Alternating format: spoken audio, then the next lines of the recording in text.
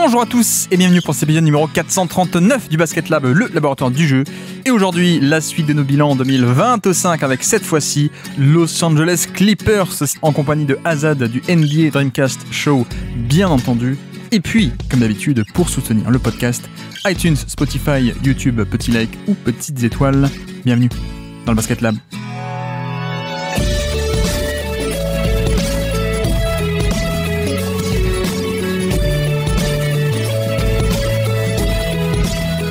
Et donc, on se retrouve aujourd'hui pour un nouveau bilan, les bilans 2025, avec cette fois-ci les LA Clippers, les Los Angeles Clippers, pardon. Et pour parler des Clippers, on reçoit quelqu'un qui est comme eux, c'est-à-dire qu'à chaque début de podcast, on y croit à fond, et puis à la fin, on est toujours déçu. C'est Azad, comment ça va Azad ? Bah écoute, très bien. De pire en pire, hein, les intros. C'est de pire en pire, mais d'un autre côté, celle-là, c'est mérité, entre guillemets, vu que chaque année, je présente les Clippers comme les futurs champions. J'accepte, et je pense qu'ils seront encore dans la course la saison prochaine, mais on va d'abord parler de cette année. C'est un hommage à notre amour pour les Clippers que certains disent souvent démesuré. Mais c'est vrai je sais pas toi, mais moi j'étais aussi fan à l'époque de... je me souviens d'une époque où je disais, et je crois que t'étais pas loin de... Oui, mais il y a la carte du Switch All. Et ça fait tellement longtemps qu'ils font des débuts d'année ou des milieux d'année cool et qu'à la fin c'est un peu décevant en play-off, alors à cause de blessures hein, surtout, que maintenant le Switch All n'y est plus du tout quoi. On est sur une configuration totalement différente quoi. Mais pour dire à quel point ça fait longtemps qu'on croit aux Clippers mais que c'est décevant. Bon à part ça, Azad du NBA Dreamcast Show, comment vas-tu ? Bah, toujours aussi bien que hier et avant-hier et avant-hier. Non, tout va bien. Hier, du coup, on a bien bossé. On a enregistré 2 podcasts. Du coup, bah, il y a les épisodes du top 25 des moins de 25 ans qui sortent au fur et à mesure. Et puis voilà. Que dire d'autre ? Le Tour de France est bientôt fini, donc va falloir que je trouve un autre moyen de récupérer mes journées. C'est terrible. On va tenter qu'on se fasse d'ailleurs un top 33 des joueurs de plus de 33 ans. Ça pourrait être sympa comme principe. Je sais pas qui est-ce qu'il y aurait, tu vois. Est-ce que les gens seraient prêts à écouter 1h30 de podcast sur... alors, tu prends qui entre Taj Gibson et Kyle Lowry ? Pour finir la saison. Alors, dans cette draft des joueurs de plus de 33 ans, en numéro 32, non, je vais prendre Taj Gibson quand même. On va avoir que des joueurs des Clippers la saison prochaine. C'est un peu l'idée exactement, magnifique transition de Azad, magnifique. Et donc, les bilans 2025, vous connaissez le principe sans doute à ce stade. Donc les bilans, on fait ça équipe par équipe, un bilan de chaque équipe de trucs qu'on a trouvé nous-mêmes hein, d'ailleurs. On a cherché des stats un peu partout. Donc le bilan à travers nos 10 stats de la saison, c'est comme ça que le format s'appelait à la base, c'est donc 5 stats chacun. Toi t'en as 5, moi j'en ai 5, des stats intéressantes ou des stats qui servent un peu de prétexte pour parler de plein de petits sujets pêle-mêle. Je répète toujours la même fois, mais c'est toujours le même format. Et donc sans plus tarder, tu connais très bien ce format, donc je te lance directement sur cette équipe que nous aimons bien. Quelle est ta première stat du jour à nous présenter pour ces Clippers 2025 ? Je me suis dit qu'on allait faire basique et que ça allait permettre après d'écarter l'éventail. Du coup, la première stat, c'est 3. Ouais. Parce que les Clippers, c'était la 3e meilleure défense de la Ligue cette saison. Ah, est-ce que c'est bien ? Et sur 30, c'est pas mal. C'est dans le panier haut, disons. Ce qui est assez cool, c'est qu'ils sont passés de la 14e à la 3e défense. Ouais. Et quand on regarde, par exemple, les 2 choses qui ont vraiment évolué en termes d'approche défensive dans les 4 factors. Donc les 4 factors, c'est un petit peu les 4 gros leviers compétitifs qu'on peut utiliser au basket, ou en tout cas qu'on peut analyser pour comprendre d'où vient la compétitivité au basket. Et du coup, il y a l'efficacité au tir, la provocation de paire de balles, le rebond et les lancers francs. Et on voit qu'ils sont passés de 14e à 3e défense en étant une équipe qui a provoqué beaucoup plus de pertes de balles qu'avant. Ouais. Et en étant une équipe qui a beaucoup mieux défendu le rebond défensif. C'est-à-dire qu'en gros, ils ont laissé beaucoup moins de cartouches offensives aux équipes adverses. Et en ayant, entre guillemets, la même réussite au tir pour leurs adversaires, en limitant les cartouches, ils ont réussi à passer de 14e à 3e défense de la Ligue. Et je trouve ça assez remarquable de dire, au final, les équipes tiraient aussi bien contre nous que l'année dernière, mais avec d'autres leviers défensifs, on a réussi finalement à passer de moyen à élite. Après, il y a d'autres choses qui ont été changées, mais je trouvais que c'était intéressant de juste regarder les four factors au début de l'épisode sur leur défense pour voir un petit peu comment ils avaient fait bouger les curseurs finalement pour devenir une défense d'élite. OKC était premier, Orlando deuxième et donc les Clippers troisième. Donc Clippers devant des top défenses comme Houston, Boston, Minnesota, les Warriors. Alors quoi que les Warriors c'est aussi parce que peut-être que les Warriors que la fin de saison avec Butler aurait été pas mal aussi, mais bref. Donc ouais non c'est un score d'élite et je crois même que si on se concentre simplement sur le score de demi-terrain, ils sont encore meilleurs parce que ils sont pas top en défense de transition. Ouais, exactement. Bon, ils sont un peu vieux. Hein. On sent que on sent qu'il y a des saisons dans les cannes, donc ça doit être sans doute un peu lié à ça. Parce qu'en plus, tu vois, ils vont même pas tant que ça au rebond offensif pour le coup. Non. Donc c'est même pas un côté stratégie de attaquant le rebond, on fait pas le repli. Donc ils sont 20e en fréquence, 20e en efficacité à peu près, donc c'est pas top. Et sur demi-terrain, donc on disait deuxième meilleure défense de demi-terrain de NBA et c'est quand même c'est quand même pas mal du tout. Moi c'était aussi une de mes stats, moi c'était 68,2. C'était l'efficacité défensive au panier. Et pour le coup c'est 26e. Et j'avais un peu noté cette stat parce que c'était justement une des rares choses qu'ils font pas bien, entre guillemets pas bien. 26e sur 30 au niveau de l'efficacité autorisée au panier. L'autre chose qu'ils font pas bien, c'est la transition. On vient de parler, donc il y a un peu de fuite de ce côté-là. Mais la transition, c'est moins de possession que le demi-terrain et que le panier. Et donc, il y a un peu ce truc de, finalement, est-ce que ce ne serait pas là un peu qu'on voit la différence avec l'absence de Paul George désormais. Paul George qui a été remplacé numériquement par Chris Dunn et par Derrick Jones Jr. qui ont très bien remplacé. Mais c'est vrai qu'il y a un apport où il était quand même élite. Encore l'an passé, je sais que ça peut paraître fou parce qu'il a fait une saison kata, mais c'était la protection de panier, le dépassement de fonction, comme on dit, depuis le poste d'ailier pour protéger le panier. Et c'est vrai que sans Paul George, ça a continué un peu à glisser de 18e à 26e, cette efficacité autorisée au cercle. Mais comme tu dis aussi, ce qui est cool, c'est que malgré ça, déjà, ils autorisent assez peu de tirs au panier, donc il y a ça qui est un peu limité, mais surtout ils gagnent le match par la bataille des possessions. Comme tu dis, élite au rebond, élite au turnover et pas mal du tout, même au lancer franc, ils sont dans la moyenne.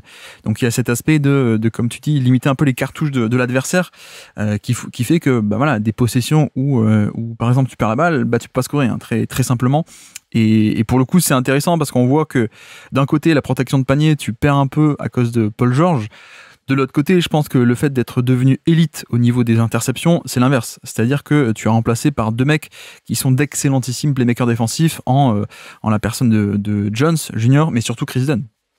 Ouais, et je pense que même dans les schémas, du coup, tu t'es permis d'être plus agressif aussi sur peut-être la protection des stunts. Et je trouve que ça se voit d'ailleurs, parce que c'est l'équipe qui donne le plus, une des équipes qui accorde le plus de 3 points à l'adversaire.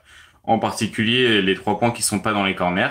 Et je trouve que c'est une bonne illustration de cette volonté de venir vraiment un petit peu gêner les lignes de drive, quitte à laisser ouvert finalement le 3 points. Et c'est aussi peut-être un des aspects qui a permis à leur défense d'être élite, c'est que les 3 points des adversaires sont moins rentrés que la moyenne, entre guillemets. Et t'as aussi, du coup, cet aspect de Jedi Defense, où, entre guillemets, ce que tu ne contrôles pas tombe plutôt dans ton côté que le côté de l'adversaire. Et le pari de protéger plus le cercle et la peinture que le 3 points a servi. Et là, tu vois qu'il y a une vraie différence d'approche parce que l'année dernière, ils étaient 16e en fréquence accordée dans les tirs à 3 points qui sont pas dans les corners. Et cette année, ils sont 28e. Donc, il y a vraiment il y a des vrais changements structurels qu'on peut voir dans les statistiques au niveau de la défense qui justifient la compréhension que les schémas ont changé. Et pour parler des schémas, même si on n'a pas d'image, juste pour un petit peu mettre en peut-être des images dans la tête des gens qui nous écoutent de à quoi ça ressemble la défense des Clippers si ils n'ont pas eu l'occasion de regarder trop de matchs des Clippers.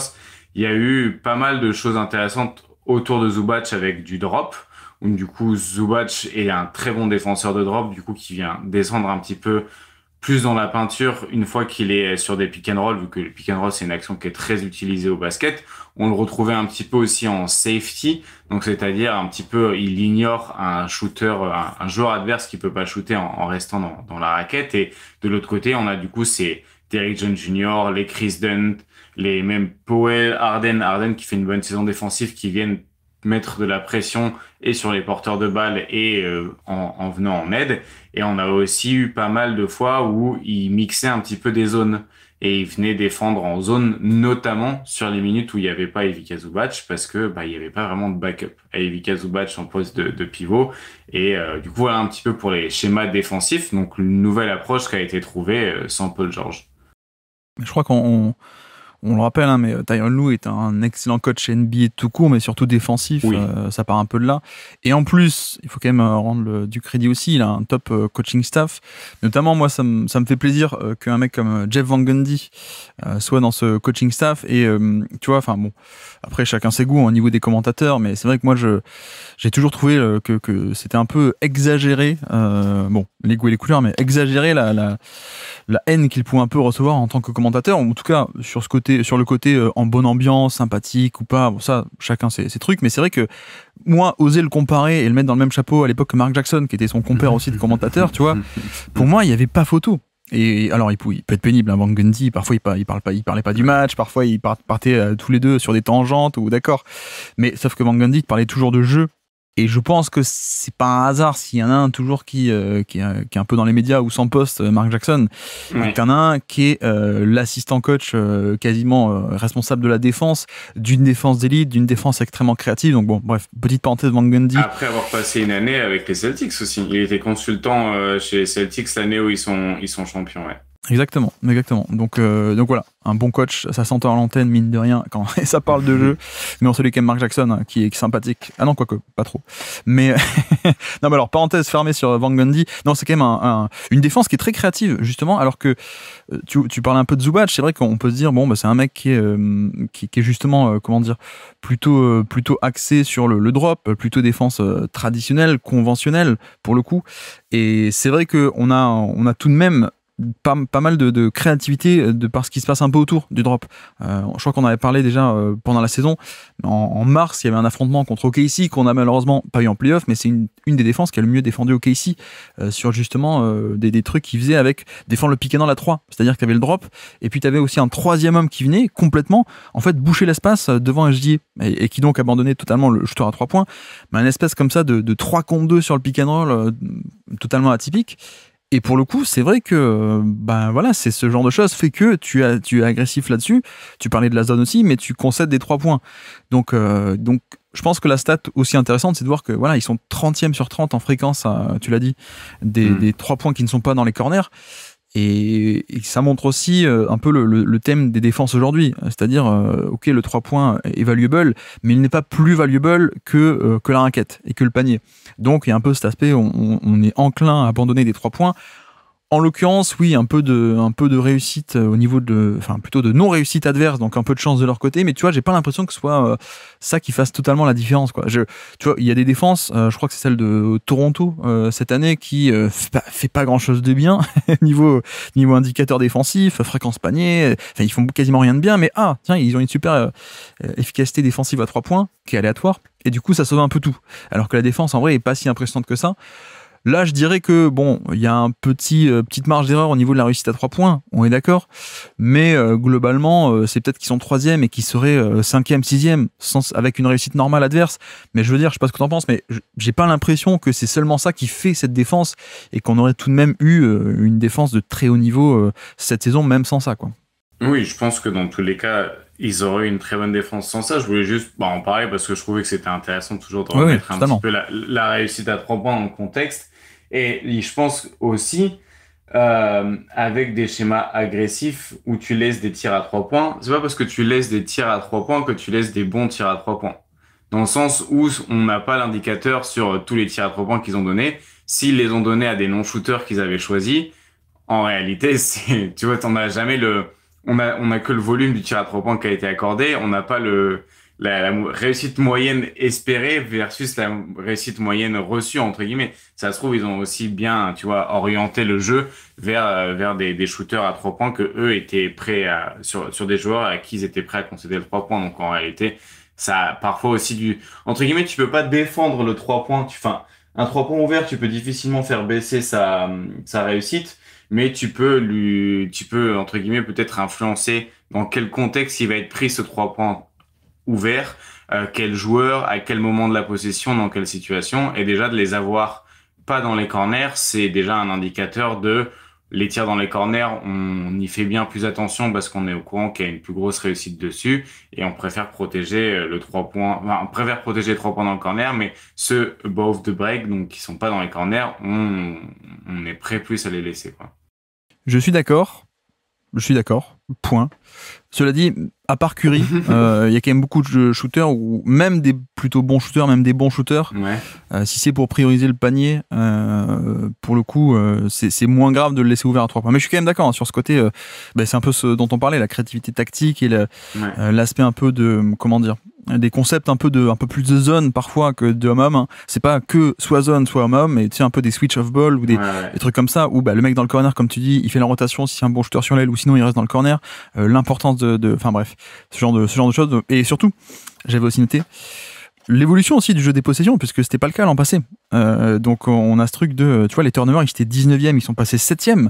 Et même au niveau du rebond, au rebond, ils étaient 23e et ils sont devenus premiers de NBA au niveau du protection du rebond défensif. Donc il y a une vraie évolution pour le coup. C'est un vrai truc qui a été mis en place, alors que l'an passé, l'effectif était globalement le même. Zubac était toujours là et pourtant c'était pas une bonne défense du rebond.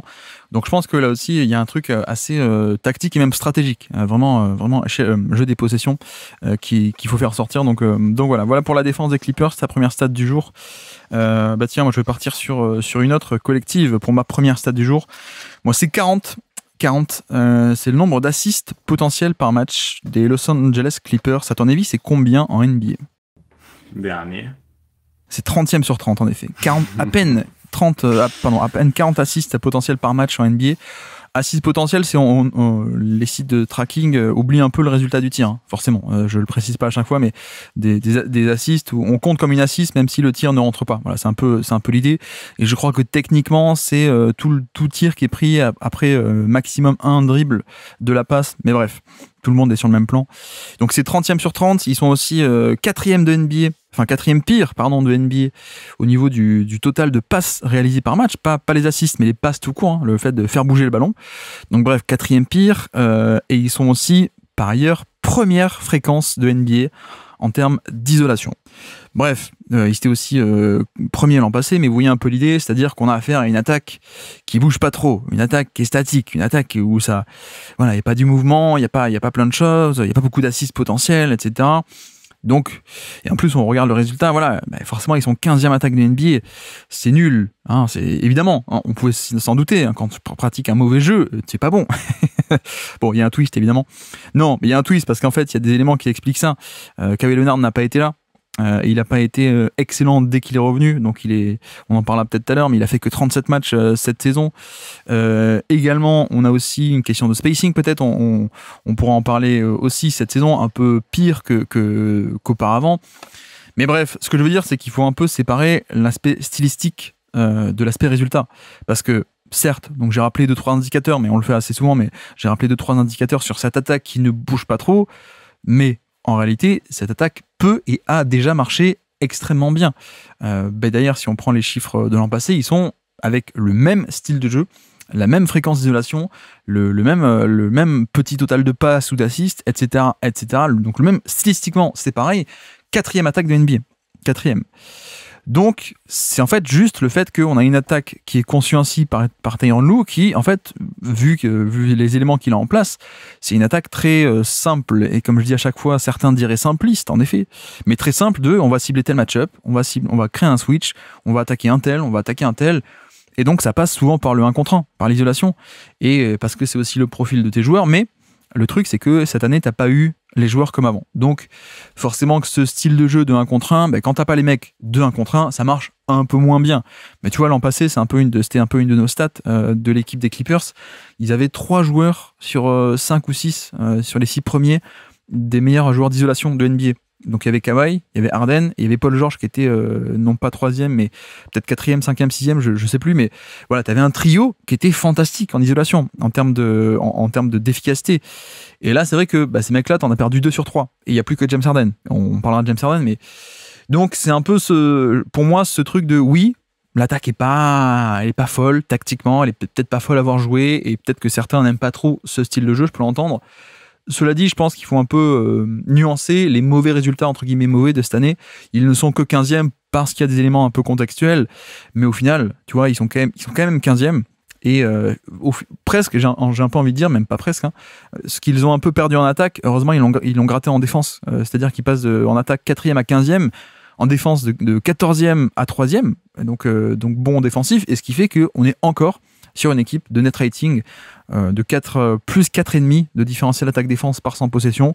C'est dans le top 10 encore, c'est même 8e. L'an passé, il était 7e. Donc voilà, mais ce qui est peut-être un peu rageant aussi, je sais pas ce que tu en penses, sur le côté, si peut-être qu'on avait eu Kawhi Leonard à 100%, vu la défense de cette année, peut-être qu'on aurait eu une équipe qui aurait pu aller au bout, quoi.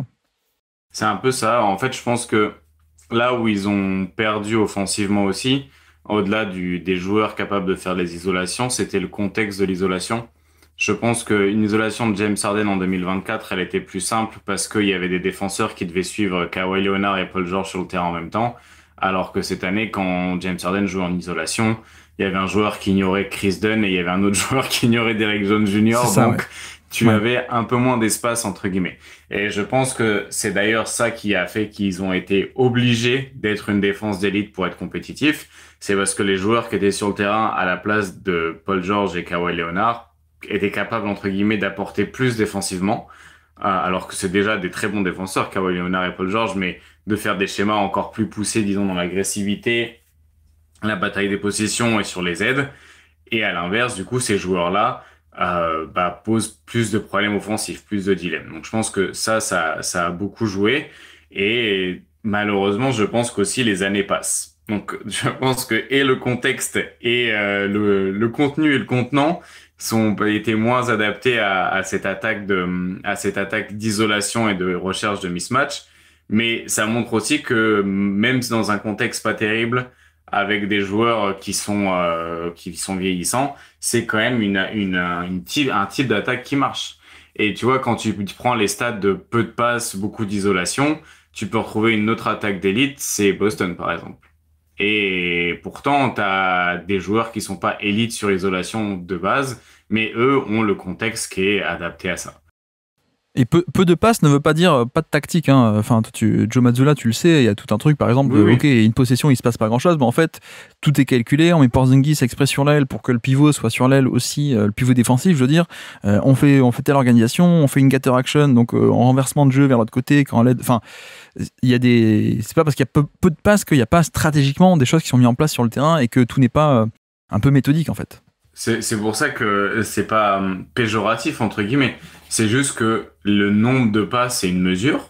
Donc, c'est intéressant de regarder que, par exemple, le nombre de passes est pas corrélé avec l'efficacité offensive. Oui, exactement. Tu vois, je pense que c'est même un moyen un petit peu de casser potentiellement ce qu'il peut y avoir dans la tête des gens, entre guillemets, que la passe c'est un peu ce truc magique de oui, il faut faire bouger le ballon. Pas forcément finalement, parce qu'en fait, faire bouger le ballon, déjà, tu crées pas forcément de décalage parce que tu bouges le ballon, s'il y a rien d'autre qui bouge à côté. Si tu bouges le ballon, t'as des chances de le perdre, alors que si tu bouges pas le ballon, t'as moins de pertes de balles, donc il y a beaucoup moins de risques là-dessus. J'en parlais avec des data analysts qui bossent dans le basket et qui disaient, c'est vrai que c'est toujours un peu les trucs des fins de match. Pourquoi c'est toujours des isolations qui sont jouées? Et en fait, c'est parce que mathématiquement, c'est l'action la moins risquée, quoi. Ben oui. Et en fait, l'isolation est l'action qui te garantit, qui t'approche le plus qui te donne le plus de chances de marquer un panier sans t'en prendre un derrière, entre guillemets, quoi. Parce que du coup, si t'as l'isolation, t'as pas d'écran, donc t'as pas de faute offensive possible, t'as pas de passe, donc t'as pas de perte de balle possible, et entre guillemets, tu mets ça dans les mains de ton joueur qui a le plus de chances de convertir une isolation en panier ou en faute, et s'il te suffit d'un point ou deux pour gagner le match, pourquoi prendre le risque d'aller chercher autre chose, quoi. Donc, toujours aussi parfois le coup d'opportunité, et quand on voit que c'est une équipe qui a essayé de gagner le plus possible la bataille des possessions en défense, la bataille des possessions en attaque, tu la gagnes aussi en perdant le moins de ballons possible. Et là, pour le coup, c'est pas quelque chose qu'ils ont réussi à mettre en place cette année. Mais je pense que c'est aussi, tu vois, s'ils perdent autant de ballons alors qu'ils font aussi peu de passes, je pense que c'est un peu criant du manque d'espace qu'avaient les joueurs sur drive et sur pick and roll et toutes ces choses-là. parce que si tu vois, ils sont 23e au niveau du pourcentage de ballons perdus, donc c'est vraiment parmi les équipes qui perdent le plus de ballons. Pourtant, comme tu l'as dit, une équipe qui fait pas beaucoup de passes. C'est criant du manque de spacing qu'il pouvait y avoir à certains moments, je pense. Après, c'est pas totalement un mythe. Hein. Je pense que pour une même équipe donnée, avec un même niveau de talent, je pense que ne pas les faire beaucoup bouger ou les faire beaucoup bouger, c'est peut-être... oui, il y a une différence. Et que plus tu vas faire bouger cette même équipe et faire des passes, et plus tu as... voilà, on parlait isolation. Dans l'isolation, dans le 1 contre 1, il y a aussi un coup d'opportunité. Parce que quand la balle bouge pas et qu'il n'y a pas d'action, bah, il se passe rien. Alors que quand la balle bouge, tu as une action qui apparaît ici, une action qui apparaît ici, une possibilité ici, etc. Mais ce que je veux dire, c'est que oui, pour une même équipe donnée, plus tu les fais bouger, mieux c'est, on va dire, en un sens. Mais ça ne veut pas dire que tu ne peux pas gagner autrement de l'autre côté. Et c'est un peu l'idée avec les Clippers, c'est que bah oui, t'as des mecs très forts en 1 contre 1. Mais tu vois, moi je parle de ça aussi parce que, encore une fois, en juillet ou en août 2025, quand vous écoutez ça, ça paraît très absurde de dire ça, mais l'apport de Paul George n'a pas été remplacé, en fait, sur cet aspect d'isolation. Il n'y a pas que le fait que Kawhi a fait 30 matchs, il n'y a pas que le fait que Harden est un an plus vieux. En plus, on en parlera de Harden. Mais il y a aussi le fait que il manquait le 3e larron, qui était pas. Ce qui ne veut pas dire qu'ils n'ont pas bien fait de pas le signer. Enfin, ce qui ne veut pas dire qu'ils ont mal fait en ne le re-signant pas. Tu vois ce que je veux dire? Oui. Parce que peut-être qu'il y avait un déclin, peut-être qu'il y avait des blessures, peut-être que c'était trop comme ça, plein de raisons. Mais en tout cas, dans les faits, c'est un mec qui n'a pas totalement été remplacé, mais bref, on en reparlera, je pense, de lui. Et dernière stat là-dessus, après on avance, mais sur cette attaque, ils sont également 30e sur 30 au niveau des catch and shoot à 3 points.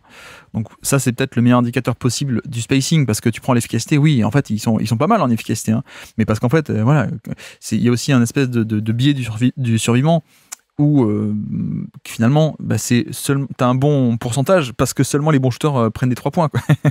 Mais ou alors quand ils les prennent, ils sont grands ouverts parce que Chris Dunn, son défenseur, est à 14 mètres de lui, ou j'exagère un peu, mais le meilleur indicateur pour moi au niveau de spacing notamment, c'est le fait que voilà, c'est le plus petit total de NBA avec moins de 20 catch and shoot par match en saison régulière cette saison. C'est les seuls qui sont en dessous de la barre des 20 par match.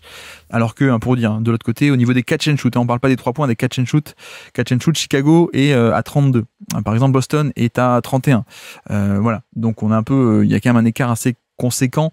Et c'est ce qui fait que, oui, t'as pas beaucoup de spacing. Et pour autant, ça veut pas dire que t'es une mauvaise équipe. Parce que, tu vois, Denver est 3e pire.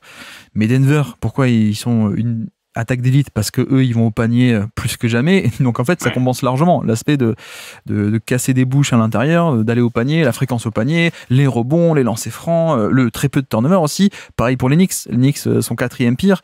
Mais les Knicks perdent très peu de ballons parce que Brunson a tous les ballons et il commet très peu de pertes de balles. Les Knicks, rebonds offensifs, etc., etc. Mais voilà un peu pour l'idée générale, c'est que il n'y a pas que l'absence de on va dire 1,5, Paul George et une moitié Kawhi. Il y a 1,5 de isolation qui manque comparé à l'an passé, mais il y a aussi un peu moins de spacing comparé à avant. Donc voilà pour l'attaque.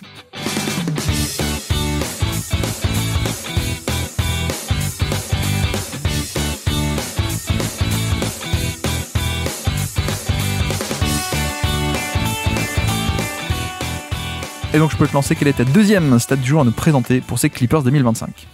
Et du coup, c'était un peu lié à l'attaque. Et c'était 1,12. Ouais. C'est l'efficacité moyenne sur drive de James Harden, Kawhi Leonard et Norman Powell. Si on mélange tous leurs drives ensemble, et c'est un peu les 3 gros drivers trois gros drivers. C'est les 3 drivers, entre guillemets, qui avaient un volume conséquent sans être énorme. Et l'idée, c'est que eux, ils sont à 1,12 en moyenne, les 3. 1,14 pour Norman Powell, Kawhi Leonard 1,05 et James Harden 1,16, donc un peu plus au niveau de la moyenne. Et ils ont recruté Bradley Beal cette année, qui a 1,29 points par drive. Et voilà, c'était un peu pour parler du trade aussi de Bradley Beal, du coup, que je trouve très intéressant. Enfin, pas du trade, du coup, de la signature de Bradley Beal, qui vient du coup juste après le trade de Norman Powell contre John Collins, et que je trouve du coup très intéressant parce que John Collins était un finisseur qui va avoir clairement sa place aux Clippers, parce que les Clippers sont une bonne équipe de pick and roll parce qu'ils ont James Harden et Zubac, mais du coup, il va y avoir un deuxième, entre guillemets, larron à qui envoyer des ballons sur pick and roll pour James Harden. Donc, ça peut apporter de la diversité au niveau de l'attaque et c'est plutôt bon en termes de finition. Il y a aussi l'aspect du pick and pop. Si vous voulez plus d'informations sur John Collins, il faut aller dans l'épisode du Jazz, du coup, parce qu'on en a parlé dans l'épisode du Jazz déjà un petit peu de ce qu'il pouvait apporter aux Clippers. Donc, il y a un bon tour d'horizon là-dessus. Et ensuite, du coup, Bradley Beal à la place aussi de Norman Powell. Du coup, ils ont remplacé Norman Powell entre guillemets en 2 joueurs. Et Bradley Beal, lui, peut-être se rapproche plus du côté Norman Powell en termes de morphologie physique, mais il est un peu moins que dans la finition. Et c'est surtout, malgré un petit peu la vision qu'on peut avoir de lui, toujours un excellent driver. Avec à peu près le même volume que Norman Powell, il met beaucoup plus de points parce que bien plus en réussite. Et un meilleur joueur avec la balle et aussi un meilleur passeur. Et tu vois, quand tu dis qu'il manquait un petit peu aussi des passes, je pense que Bradley Beal est un profil qui va leur apporter peut-être une nouvelle alternative en termes de jeu. Et je pense que avec cette signature de Beal et l'échange de Collins, ils ont rajouté de la diversité à leur attaque. Et je pense qu'ils ont aussi rajouté potentiellement tout simplement de la création. Et c'est des choses qui vont leur faire du bien. Et ils ont réussi à faire ça sans abîmer leur spacing. Ils l'ont même potentiellement amélioré, à condition qu'ils soient tous en forme, bien entendu. Mais je pense que ça va clairement dans le bon sens. Et ces stats sur drive, pour moi, étaient importantes parce qu'en fait, le drive est très important au basket pour pouvoir justement casser un petit peu la défense et exercer une pression sur le cercle. Et ils avaient peut-être pas ça cette année. Et surtout ni dans le spacing, ni avec les joueurs peut-être un peu vieillissants. Et peut-être que Bradley Beal pourra rajouter un petit peu de jus offensif là-dessus. Du coup, voilà, c'était une petite stat sur le trade. C'est vrai que même en termes au niveau drive total par match, on était sur ils sont dans les pires pires de NBA quoi. Finalement il y a ils sont 24, un truc comme ça, 24, 23. Alors attends, mon site bug, je n'ai pas compris. Enfin bref, il y a Denver qui est le pire de NBA, mais parce que Denver, il y a Jokic, donc c'est un peu particulier. Mais ils doivent être, ils sont top 10 des pires, ce qui, voilà, c'est pas énorme. Et comme tu dis, il y a cet aspect de création du drive qui est intéressant. Donc là-dessus, c'est vrai que si on se projette, pas que bilan 25, mais projection sur l'an passé, je pense qu'un Bradley Beal fera du bien, même si bon, le cas de Bradley Beal est aussi assez compliqué en soi également. Mais tu vois, en efficacité, ils étaient au niveau de la moyenne, hein, grosso modo. En tant qu'équipe. Alors, c'est vrai qu'en tant qu'équipe, c'est peut-être pas aussi pertinent que, comme tu dis, toi, tes meilleurs drivers, t'as pris que les meilleurs, c'est ça, hein, que les 3-4 meilleurs. Ouais. Donc en effet, mais c'est peut-être ce qui manquerait un peu, je dirais, par rapport à cette année. Et autant, je pense que ce style de jeu peut marcher quand t'as les bons éléments d'isolation, comme l'an passé.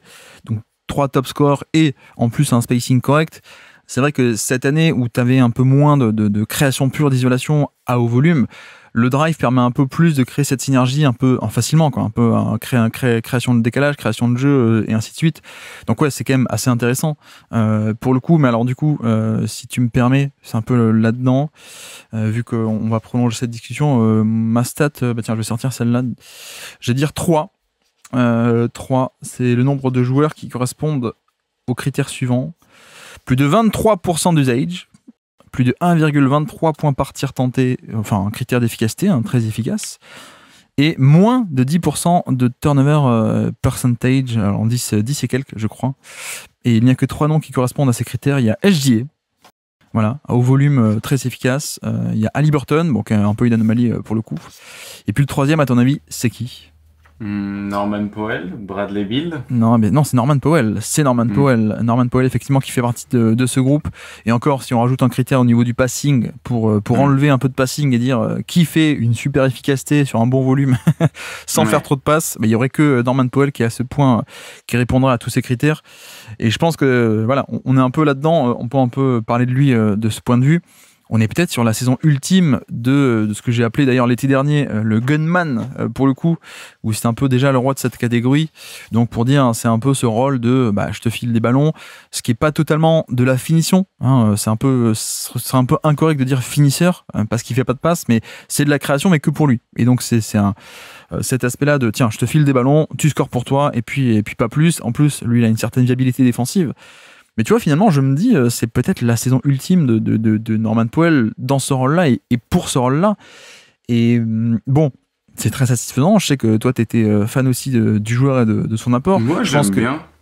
Bah oui, non, mais c'est un shooter assez sous-estimé pour le coup, qui est élite, 40% à 3 points quasiment en carrière, qui n'a plus l'explosivité qu'il a pu avoir au tout début à Toronto, mais qui est quand même qui peut driver encore pas mal du tout, qui défensivement n'est plus le grand défenseur de Toronto non plus, mais c'est quand même assez sympathique.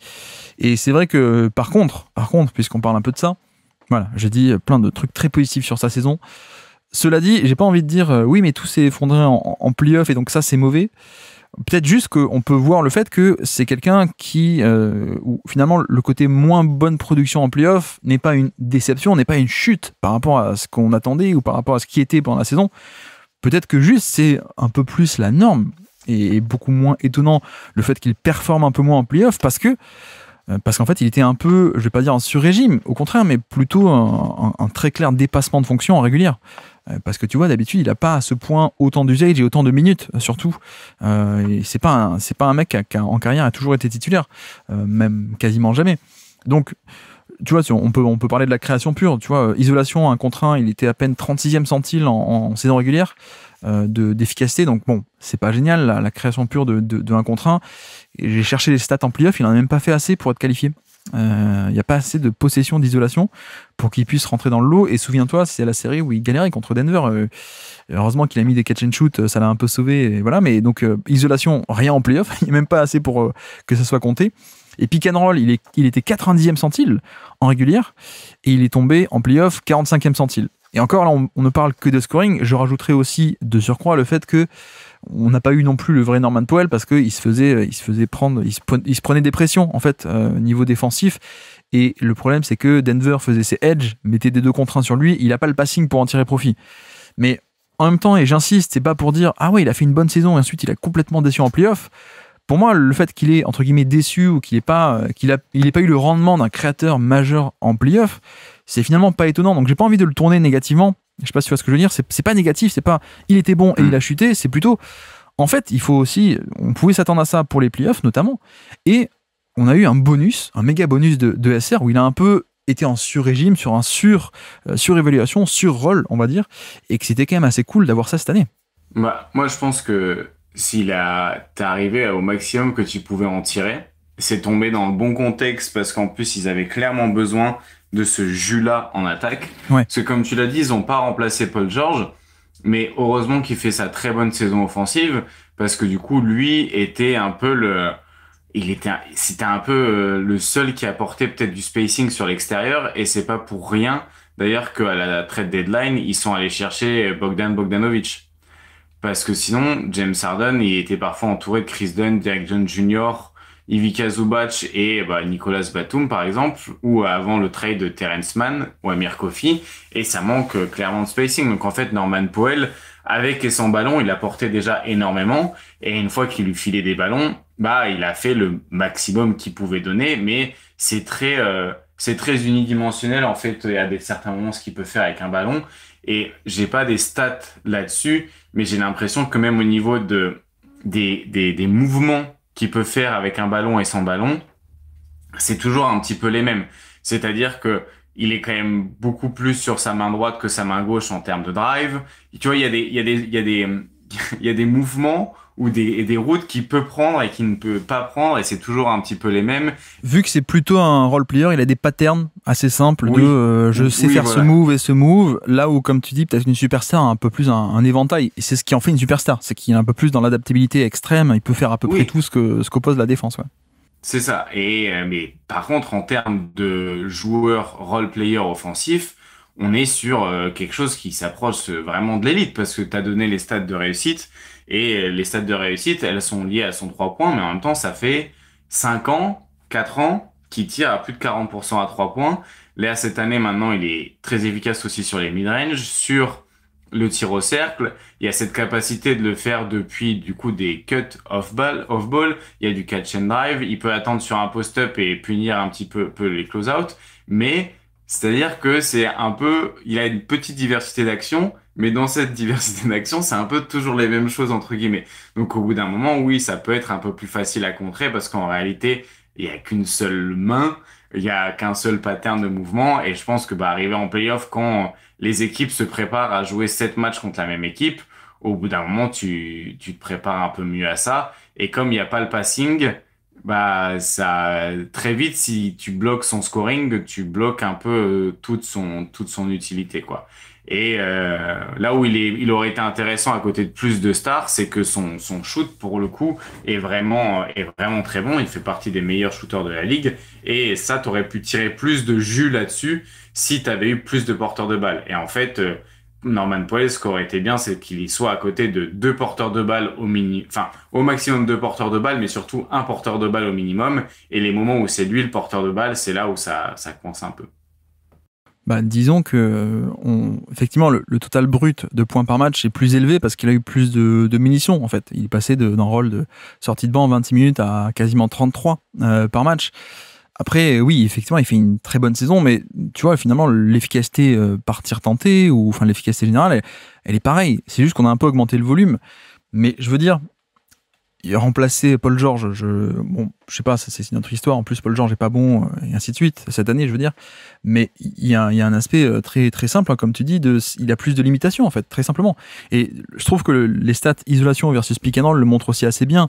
C'est-à-dire que c'est un mec qui est pas très bon sur isolation cette année, y compris cette année, mais qui l'a jamais vraiment été, mais parce que c'est pas une star qui a ce genre de création de plus haut niveau. On l'oublie, hein, mais parfois le faire du 1 contre 1 quantitatif et qualitatif, c'est la chose la plus dure au basket, quoi, parce que c'est toi qui dois te créer tout seul ton décalage, alors qu'il était élite en régulière sur l'efficacité sur pick and roll. C'est ce type de joueur qui a de la création, mais ça fait quand même du bien qu'on m'apporte un petit écran pour m'aider à créer un petit premier décalage, quoi, tu vois. C'est quand même ce type de créateur, quoi. C'est pas le dernier step, on va dire. Et au final, on voit que pourquoi est-ce qu'il était aussi bon en régulière? Parce que cet écran offrait le décalage, alors que contre Denver, il devait faire face à des pick and roll où Jokic montait haut sur l'écran, et donc il n'y avait pas le décalage, quoi. Il y avait plutôt de la pression, et ça, c'est un passing qu'il n'avait pas. Mais encore une fois, j'insiste, pour moi, il y a ce truc qui, non seulement est assez peu surprenant, c'est pas pour dire je l'avais dit, mais il me semblait quand même qu'on pouvait le voir venir, cet aspect de, les Clippers vont faire une top saison régulière parce que l'effectif en niveau densité a été remplacé, défensivement, ça va être une bonne saison, mais il y aura peut-être des doutes de création offensive en play-off, quoi. Et c'est un peu ce qu'on a eu. Powell a fait une top saison, exactement dans son registre de d'habitude, mais avec un peu plus de volume, on va dire. D'ailleurs, je vais le regarder de suite. C'est-à-dire que d'habitude, l'an passé, il était 19 tirs par 100 possessions. Il y en avait 24 cette année. Donc, c'est la même chose, mais sur 5 tentatives de plus par 100 possessions, grosso modo. Mais pour le coup, il ne faut pas être ni surpris, ni déçu aussi. Parce que je pense que l'erreur, c'est plutôt de s'attendre à ce que Powell puisse avoir un rendement de littéralement All-Star ou créateur calibre All-Star versus une défense de bon niveau de playoff comme était Denver en plus, qui est devenu bien meilleur en playoff qu'en régulière.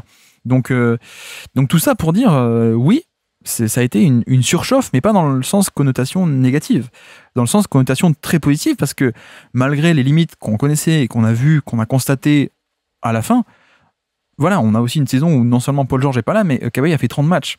Et que heureusement que Powell était là pour un peu sauver tout ça, parce que tu vois, une saison sans Norman Powell, et Bradley Beal fera mieux, Bradley Beal pourra plus passer face au edge, face aux 2 contre 1, et il y aura plus de solutions, on est d'accord, mais la saison 2025 sans Powell, c'est vrai que peut-être qu'on aurait eu, non pas la 15e, mais peut-être la 18e, 20e attaque, un net rating, non pas à plus 5, mais seulement à plus 1, plus 2, et peut-être que tu aurais été 9e de la conférence, et finalement, tu aurais bataillé pour le play-in et éliminé au bout d'un match, quoi. Donc la saison aurait été très différente. Donc voilà, c'est un cas particulier, parce que je pense qu'il ne faut pas trop le tourner en négatif, malgré ce que je dis concrètement, qu'on a vu, c'est-à-dire le rendement pas bon à la fin. Mais je vois pas d'autres analogies ou d'autres exemples comme ça, tu vois, de joueurs qui ont un peu surperformé sur une année dans un rôle qui était plus gras qu'attendu. Peut-être que j'y penserai après l'épisode, évidemment, ou au montage, mais au final, ouais, la saison est quand même assez admirable, même si je trouve que parfois, il y a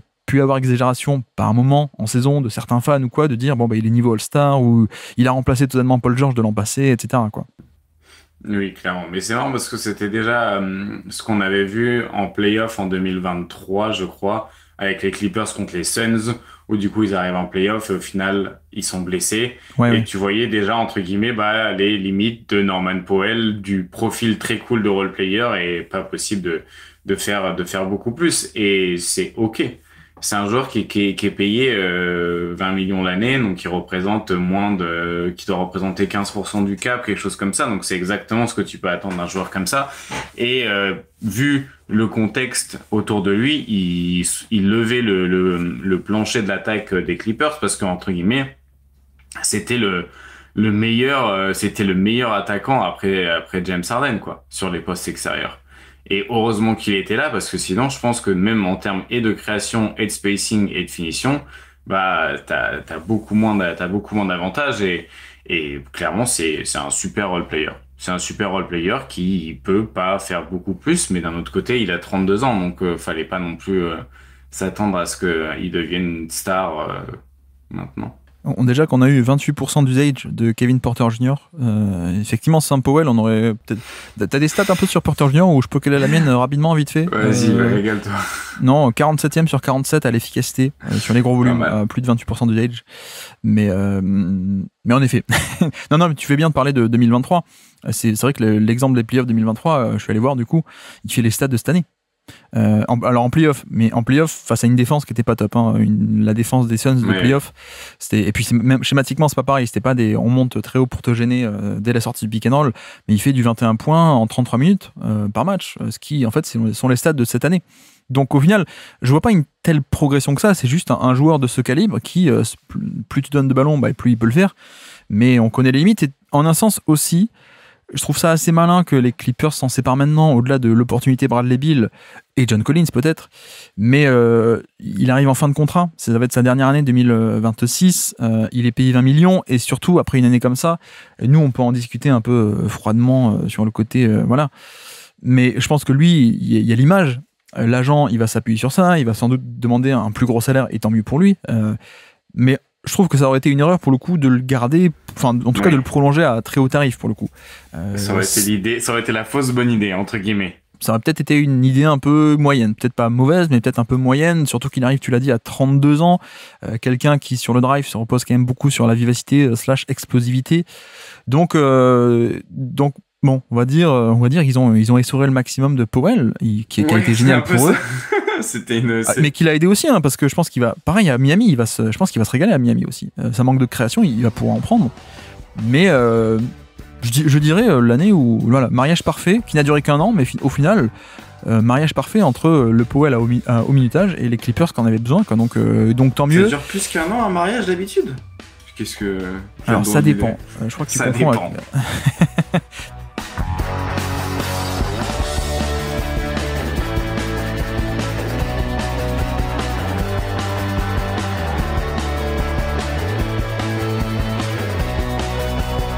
Bref, avançons. Quelle est donc ta troisième stat du jour à nous présenter pour ces Clippers 2025 ?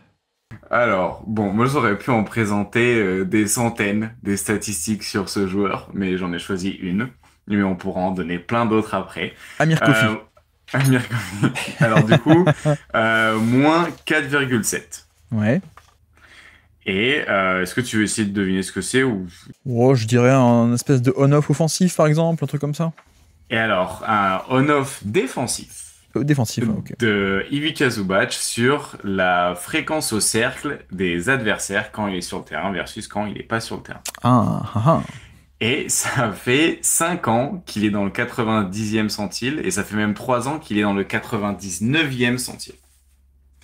Alors, ça en dit beaucoup sur lui et aussi sur les schémas qui sont utilisés quand il est sur le terrain, parce qu'en gros, c'est pas magie, nos idées ont du génie et il arrive tout seul à empêcher les mecs à aller au panier. Mais ce qui montre que les Clippers, c'était vraiment une équipe très bonne à limiter l'accès au cercle une fois qu'il était sur le terrain. Et ça a été un super défenseur de drop qui a été beaucoup plus mis en avant cette année. Pourquoi? Parce que schématiquement, c'était beaucoup grâce à lui et qu'en plus, il a fait partie d'une défense d'élite. Du coup, voilà, ça a été un peu plus mis en avant. Mais voilà, je me suis dit, c'était un peu l'occasion aussi de me parler un petit peu du défenseur qui est Zubac et même du joueur, parce que je trouve que offensivement comme défensivement, il y a eu des choses très intéressantes. Et moi, ce qui m'a beaucoup plu cette saison, c'est aussi son toucher. Et l'autre stat que j'avais en tête sur Ivica Zubac, c'est 71% au cercle, 54% sur les short mi-distance, donc sur le flotteur, en sachant qu'il prend presque un tir sur deux au cercle et un tir sur deux sur le short mi-distance. Donc il est vraiment dans cette zone-là, autour du panier, que ce soit au panier ou à quelques mètres avec le flotteur, il est tout simplement peut-être juste derrière Jokic en termes d'efficacité, quoi. Et c'est franchement impressionnant, et il a permis, entre guillemets, d'avoir une équipe compétitive quand il était sur le terrain, parce qu'il avait un super apport défensif et offensif. Et d'un autre côté, ce que j'aime beaucoup, c'est que c'est pas que c'est pas que grâce à lui, c'est aussi grâce à tout ce qui a été mis en place autour de lui cette saison. Et j'ai vraiment trouvé que les Clippers avaient pris, entre guillemets, la direction de dire, on n'a pas Kawhi sur la saison. Par contre, on a James Harden et Zubac. Qu'est-ce qu'on fait? Du coup, on attaque. On fait quelque chose de très orienté sur le pick and roll. Mais alors, on fait des pick and roll intelligents. On fait pas que du spread pick and roll au milieu du terrain. Donc, c'est-à-dire qu'on fait pas que du pick and roll avec Harden et Zubac au milieu du terrain et deux joueurs dans les corners et un joueur à 45.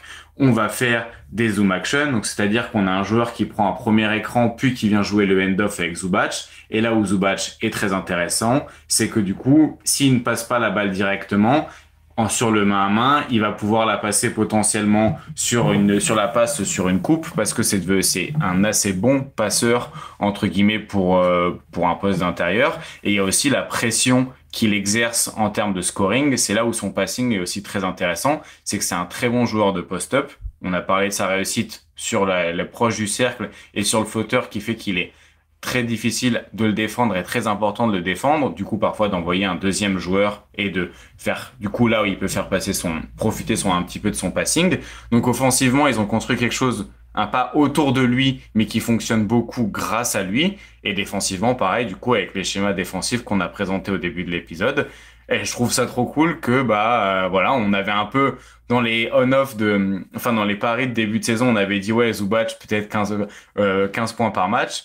Et c'était aussi pour dire, il y a quelque chose à aller jouer avec Zubac, parce que il correspond très bien à ce que tu peux faire en attaque et en défense avec les joueurs que tu as à disposition. Et je pense qu'ils ont tiré le maximum du jus qu'ils pouvaient tirer de Powell. Je pense qu'ils ont tiré aussi le maximum du jus qu'ils pouvaient tirer de Zubac, et c'était très très cool. Ma troisième stat du jour, moi, c'est... Non, allez, en parlant de Zubac, en parlant de Zubac pendant une heure. Non, mais effectivement, je suis assez d'accord avec tout ce que tu as dit, évidemment. Sur le côté on-off défensif, précise également que ça fait quand même 4-5 ans que c'est un peu le seul gros big, et que schématiquement, alors je crois qu'on a eu un peu de Plumlee, mais les backups sont souvent des mecs en switch all, donc on peut expliquer un peu à quel point le on-off, qui est un différentiel avec et sans, forcément quand on backup ou les schémas sans toi c'est du switch all, ça n'aura pas le même impact et de fréquence au panier.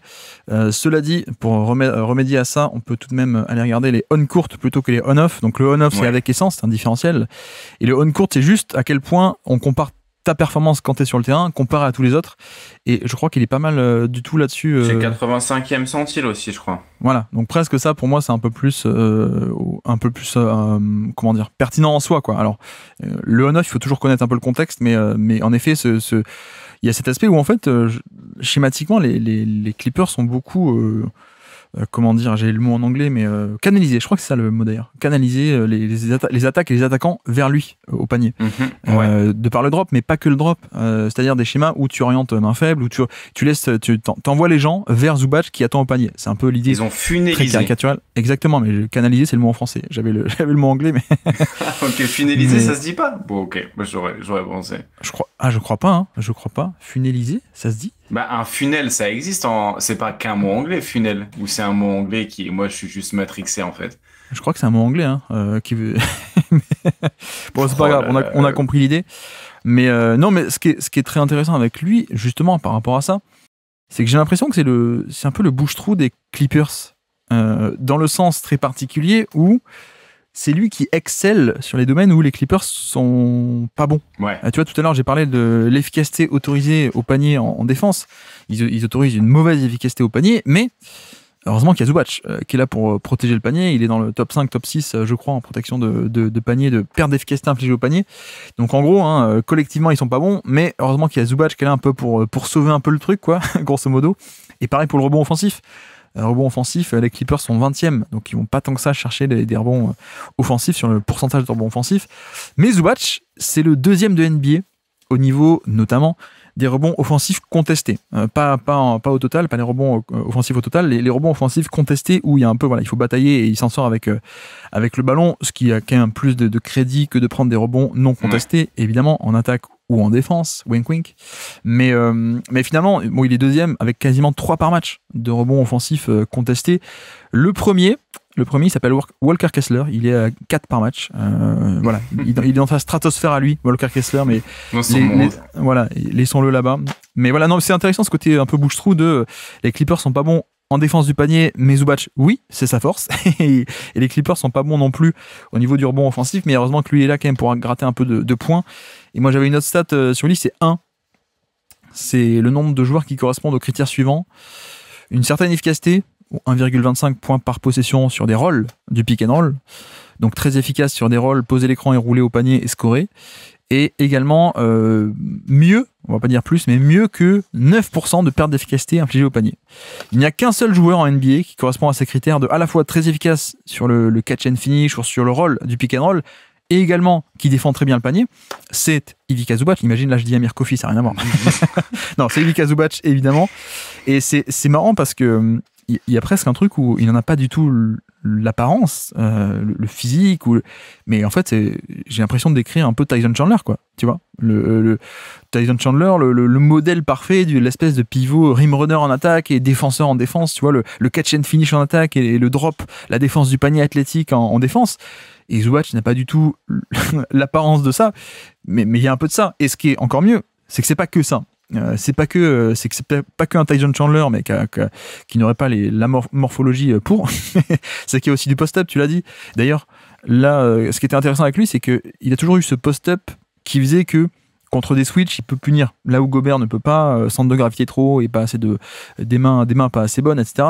Voilà, j'aime bien ces grands Brook Lopez, Zubac, DeAndre Ayton à l'époque, qui étaient un peu des grands qui pouvaient un peu punir les switches. Donc ça, c'est un atout tactique intéressant. Mais sauf qu'on est au-delà de ça aujourd'hui. On est sur un vrai créateur qui, d'ailleurs, n'est pas que du post-up de finition, mais aussi de création. 2e fréquence de NBA en termes de post-up derrière le grand J, Nikola Jokic. En plus, très bonne efficacité également, 5e meilleur parmi les gros volumes.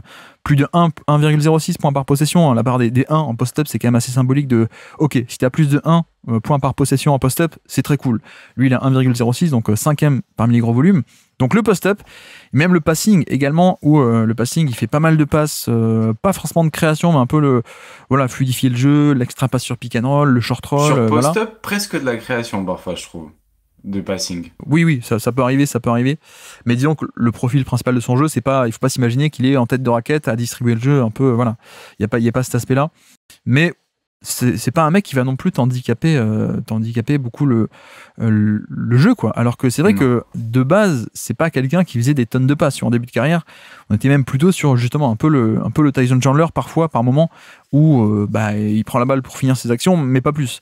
Donc là, on a aussi cette évolution. D'ailleurs, il fait beaucoup moins de turnover qu'avant, alors qu'il fait plus de passes, donc c'est aussi très appréciable. Et ce qui dépeint un tableau qui est quand même très cool, quoi. Tu vois, entre finition d'élite au panier, mais qu'il a toujours été parce que il a des bras immenses plus son toucher de balle. Donc en fait, il saute pas haut, mais il est quand même assez vertical parce que juste il tend le bras. Donc ça a toujours été cool. Plus la défense du panier qui est élite, plus le post-up de création, plus le passing, le rebond offensif.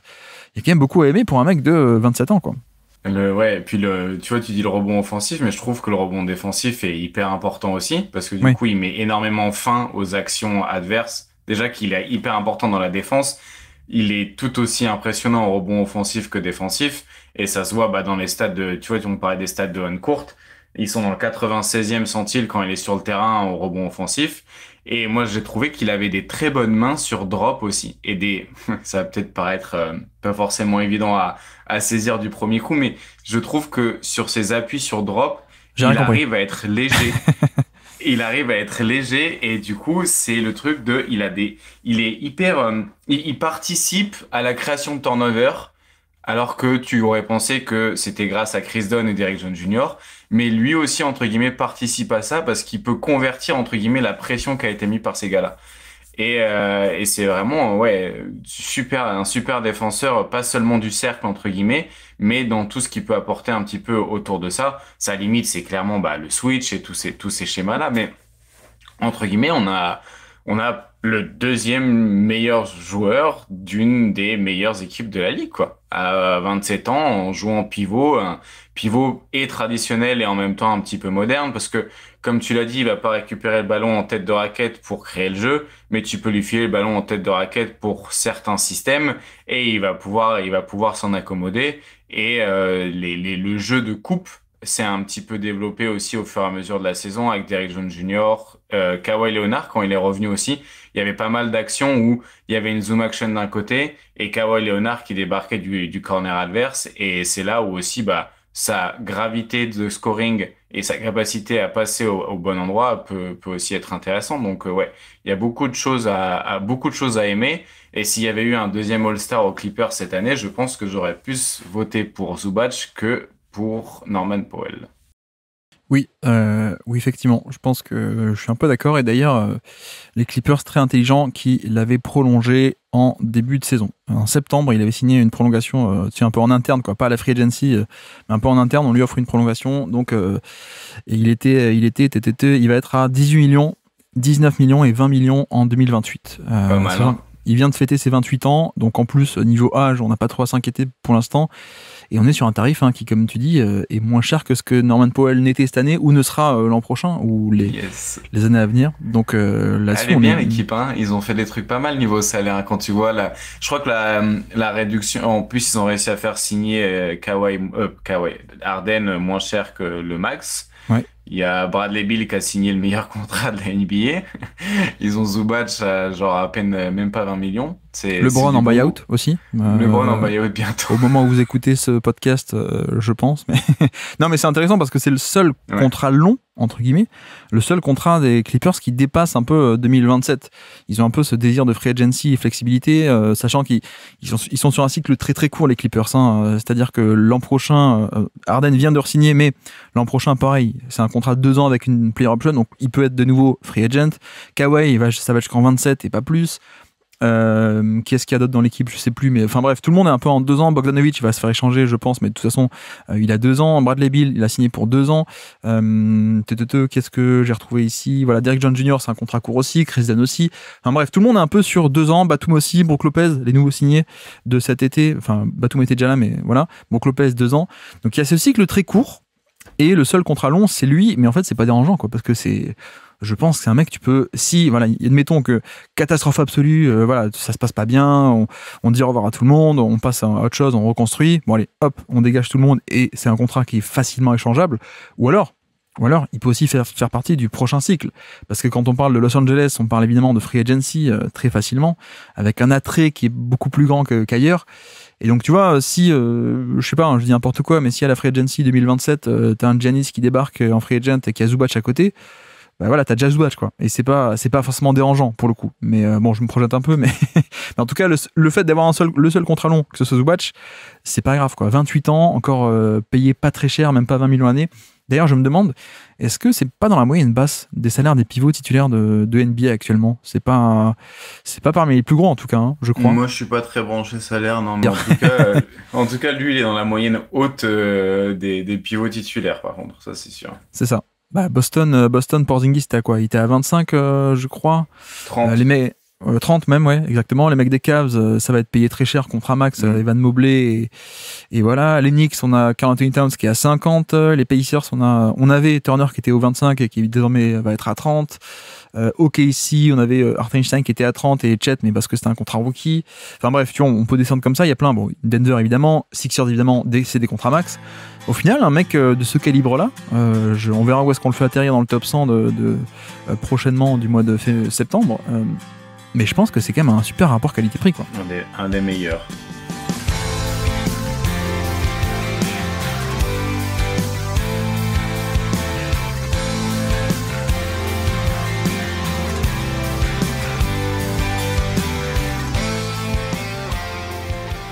Quelle est donc ta 4e stat du jour à nous présenter pour ces Clippers 2025?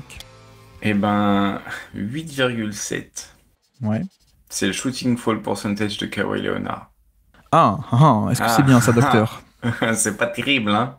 Ça fait pas rêver, hein. Ça fait pas rêver. Ouais, 8,4 de shooting fall percentage, c'est pas terrible. Et c'est beaucoup lié du coup à son jeu qui s'est écarté un petit peu du panier peut-être, parce que dans sa meilleure année en termes de shooting fall percentage, il arrivait presque à 15%. Donc 15% de ses tirs étaient transformés en faute entre guillemets, maintenant que 8,7, ce qui est vraiment bas même pour des joueurs de son cas, même pour un meneur de jeu ce serait bas. Juste pour dire, à l'échelle des valeurs, ça a à peu près de 5% pour les plus mauvais et 20% pour les meilleurs. Donc voilà, 8, on est plutôt... C'est pas génialissime, surtout pour une star, quoi. C'est pas génialissime pour une star, et du coup, c'est vrai que ça fait baisser son efficacité, alors qu'il fait partie des rares joueurs NBA à être à plus de 70% au cercle, plus de 45% à mi-distance et plus de 40% à 3 points. Donc quand tu regardes les réussites au tir, tu te dis mais le mec il doit être encore à 110 de true shooting plus ou au moins 105. Et en fait il explose pas par rapport à la moyenne cette saison parce que justement il y a ce manque entre guillemets qui ne va plus le gagner entre guillemets sur tout simplement sur les lancers francs. Lancers francs qui est une des manières les plus efficaces de marquer des points. Et je pense que c'est un premier très bon indicateur de quel joueur est revenu entre guillemets et quel le joueur un petit peu blessé qu'il est. Et c'est pour ça aussi qu'il y a un aussi gros volume sur les mi-distances. Est-ce que en fait il est encore capable totalement d'aller au cercle? Sa fréquence au cercle elle est autour des 20%, donc c'est un tir sur 5. C'est pas du niveau de KD, donc bon ça va. Mais c'est quand même un jeu qui est très orienté sur le jump shot. Alors c'est un jump shooter qui est très efficace et qui du coup sera toujours difficile à défendre parce que tu peux pas le laisser seul entre guillemets sur les zones du jump shot, donc tu es obligé de lui mettre une pression, ce qui va pouvoir lui donner l'opportunité de driver à certains moments. Mais comme on l'a vu sur drive, il a 1,05 points par drive, donc ce qui est très très bas. Après voilà, petit échantillon, mais je pense que il y a plus énormément de saisons offensives qui restent dans le réservoir de Kawhi et il va falloir être vite performant pour les Clippers entre guillemets parce que le déclin, malgré le fait qu'ils soient revenus de blessure et que c'était assez intéressant par moment, le déclin est quand même assez évident. Pour apporter un peu de nuance, si tu me permets, moi j'avais une stat sur lui, oui. C'est 1,24 et 1,24 c'était ses points par tir à partir du 1er mars. Donc on est d'accord, c'est un échantillon un peu ridicule, hein, donc c'est une vingtaine de matchs, 1,24 points par tir, c'est extrêmement efficace. Il fait une saison où il est blessé, on a dit 37 matchs à peine en tout sur la saison. Il revient petit à petit, timidement, et en effet sur ces 37 matchs, il est à peine à plus 2% relatif à la moyenne, alors qu'avant il était à plus 7, notamment plus 7, plus 8, et ce genre de score, comme tu as dit, très très bon. Mais c'est vrai que depuis le 1er mars jusqu'à la fin de la régulière, 20 matchs, on est à 1,24 points par tir, ce qui fait un score de plus 7% également encore relatif à la moyenne. Et même au niveau des gros volumes, ce serait le 8e meilleur de NBA derrière les Jokic, Giannis, Curry, KD, HDA, etc. Un peu la bande à Basile, quoi, la bande d'habitude. Mais donc en fait, la fin de saison, elle est à peu près dans la normale pour lui de l'an passé, de ces dernières saisons. Après, tu me diras, c'est que 20 matchs. C'est que 20 matchs. Cela dit, on peut quand même dire que quand c'est 20 matchs où on a le niveau d'avant, donc c'est pas comme si on avait un niveau qui sortait de nulle part sur, genre, je sais pas, Tony Allen et d'un coup il se met à mettre plein de tirs, quoi. Et en plus, on peut aussi rajouter 12 matchs de playoff. Et là, l'efficacité sur les 12 matchs en plus, elle est à 1,26. Donc 1,24, 1,26. Je veux dire, en playoff, on peut rajouter une bonne douzaine de matchs de plus où il est au même niveau, avec la même efficacité. 7 matchs, non? Pourquoi il m'a dit 12? Oui, t'as raison. Pourquoi il m'a dit 12? Non, c'est 7, oui, t'as raison. Ouais, Donc, 12 matchs de playoff, il les a... voilà, c'était en 2020 qu'il a joué. j'ai pas compris. Bon, bref. Donc, effectivement, comme tu dis, 7 matchs de plus. Donc, on arrive sur un échantillon qui est toujours pas incroyable pour dire, ah, ouais.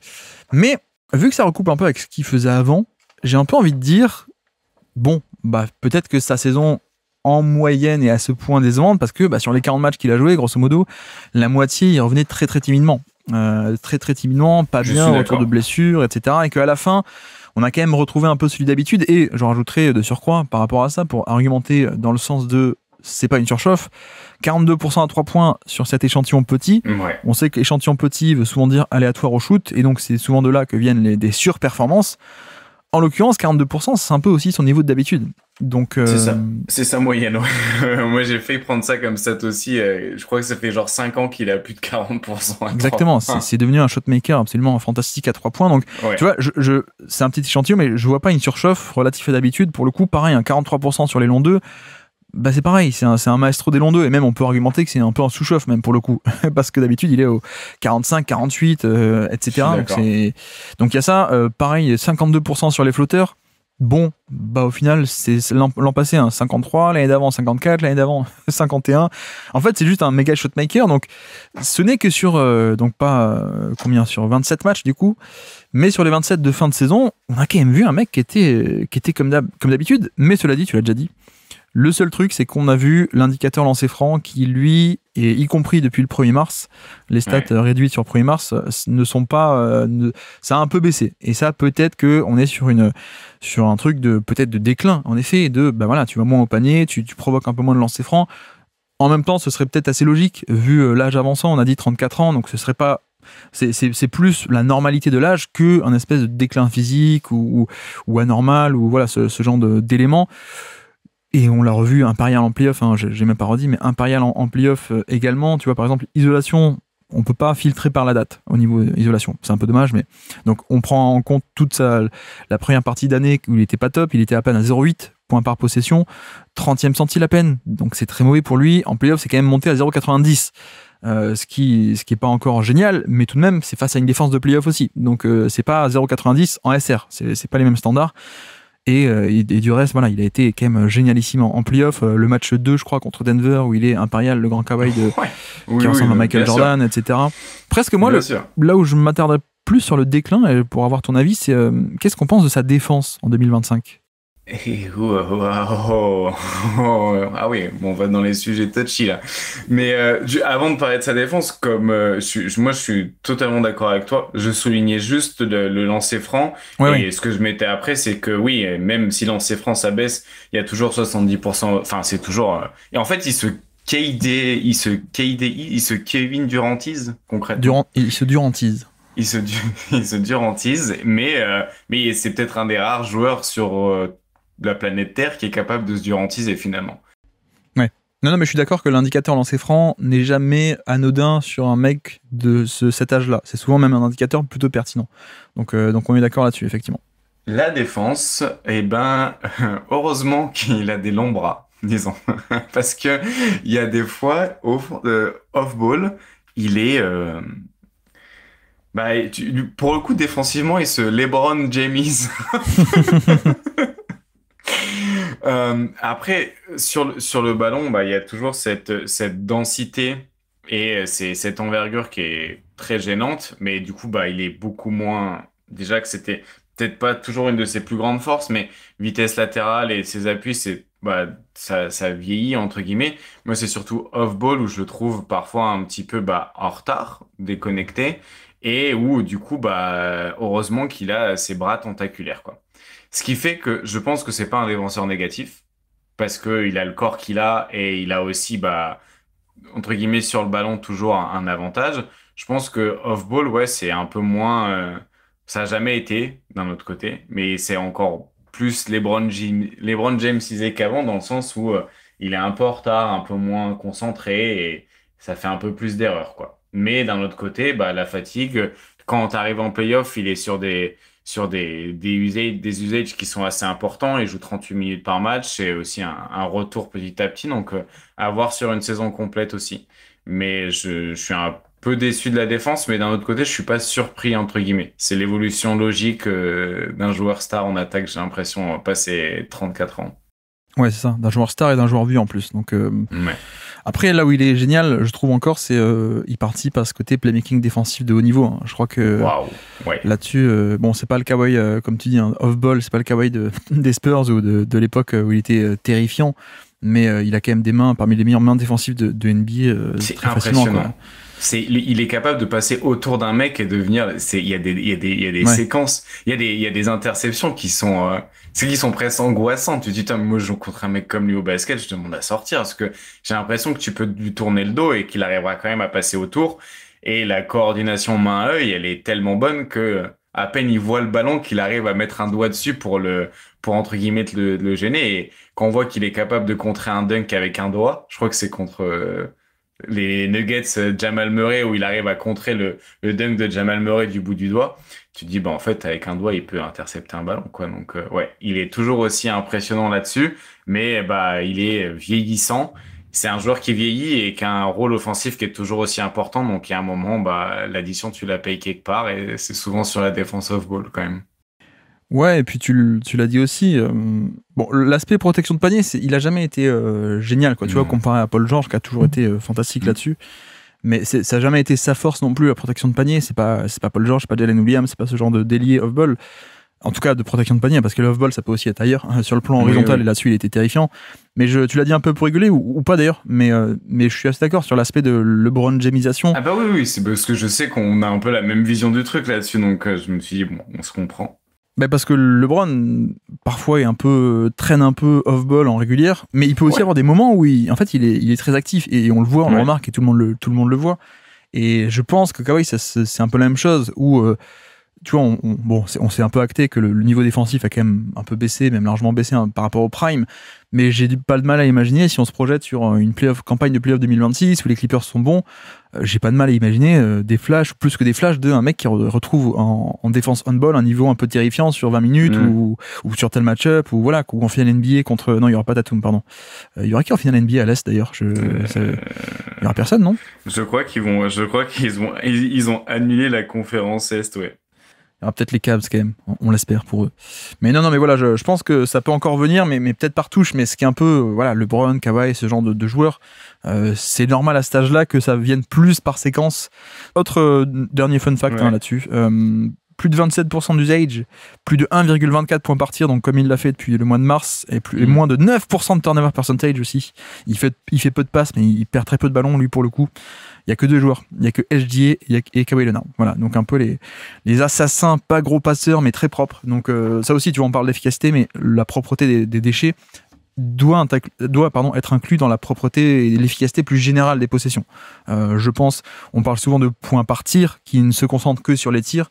Et si on pouvait, on parlerait un point par possession qui inclurait les turnovers, mais ce sont des stats sans doute que les mecs ont chez eux bien gardés. Donc ouais, voilà pour le cas Kawhi Leonard, et donc on peut avancer. Tiens, moi je vais en faire une rapidement. Ma quatrième stat du jour, et on se garde le gros dossier peut-être pour la fin, mais quatrième stat du jour, moi j'avais, pour rapidement parler, si je retrouve ma feuille, ouais, elle est là. J'ai 5. 5, c'est le fait que Nico Batum est le 5e shooter à 3 points, le plus efficace de NBA parmi les shooters qui en ont pris plus de 200 sur la saison. Donc Batum, 5e meilleure efficacité à 3 points. Et vraiment, je pense que déjà, c'est cool de le voir. Très cool de le voir encore. Il a re-signé pour 2 ans, alors que tu sais, il y avait un peu des rumeurs comme quoi il arrêterait au niveau des JO de Paris, je crois. Bon, finalement, il a fait une saison de plus. Et donc là, il est signé pour 2 ans de plus. Donc c'est quand même bien, parce que quand on a vu un peu la rumeur de il va s'arrêter au JO de Paris, on s'était dit, ah mince, bon, il est un peu vieux, mais c'est dommage, quoi. Il a l'air quand même d'en avoir un peu sous la chaussure.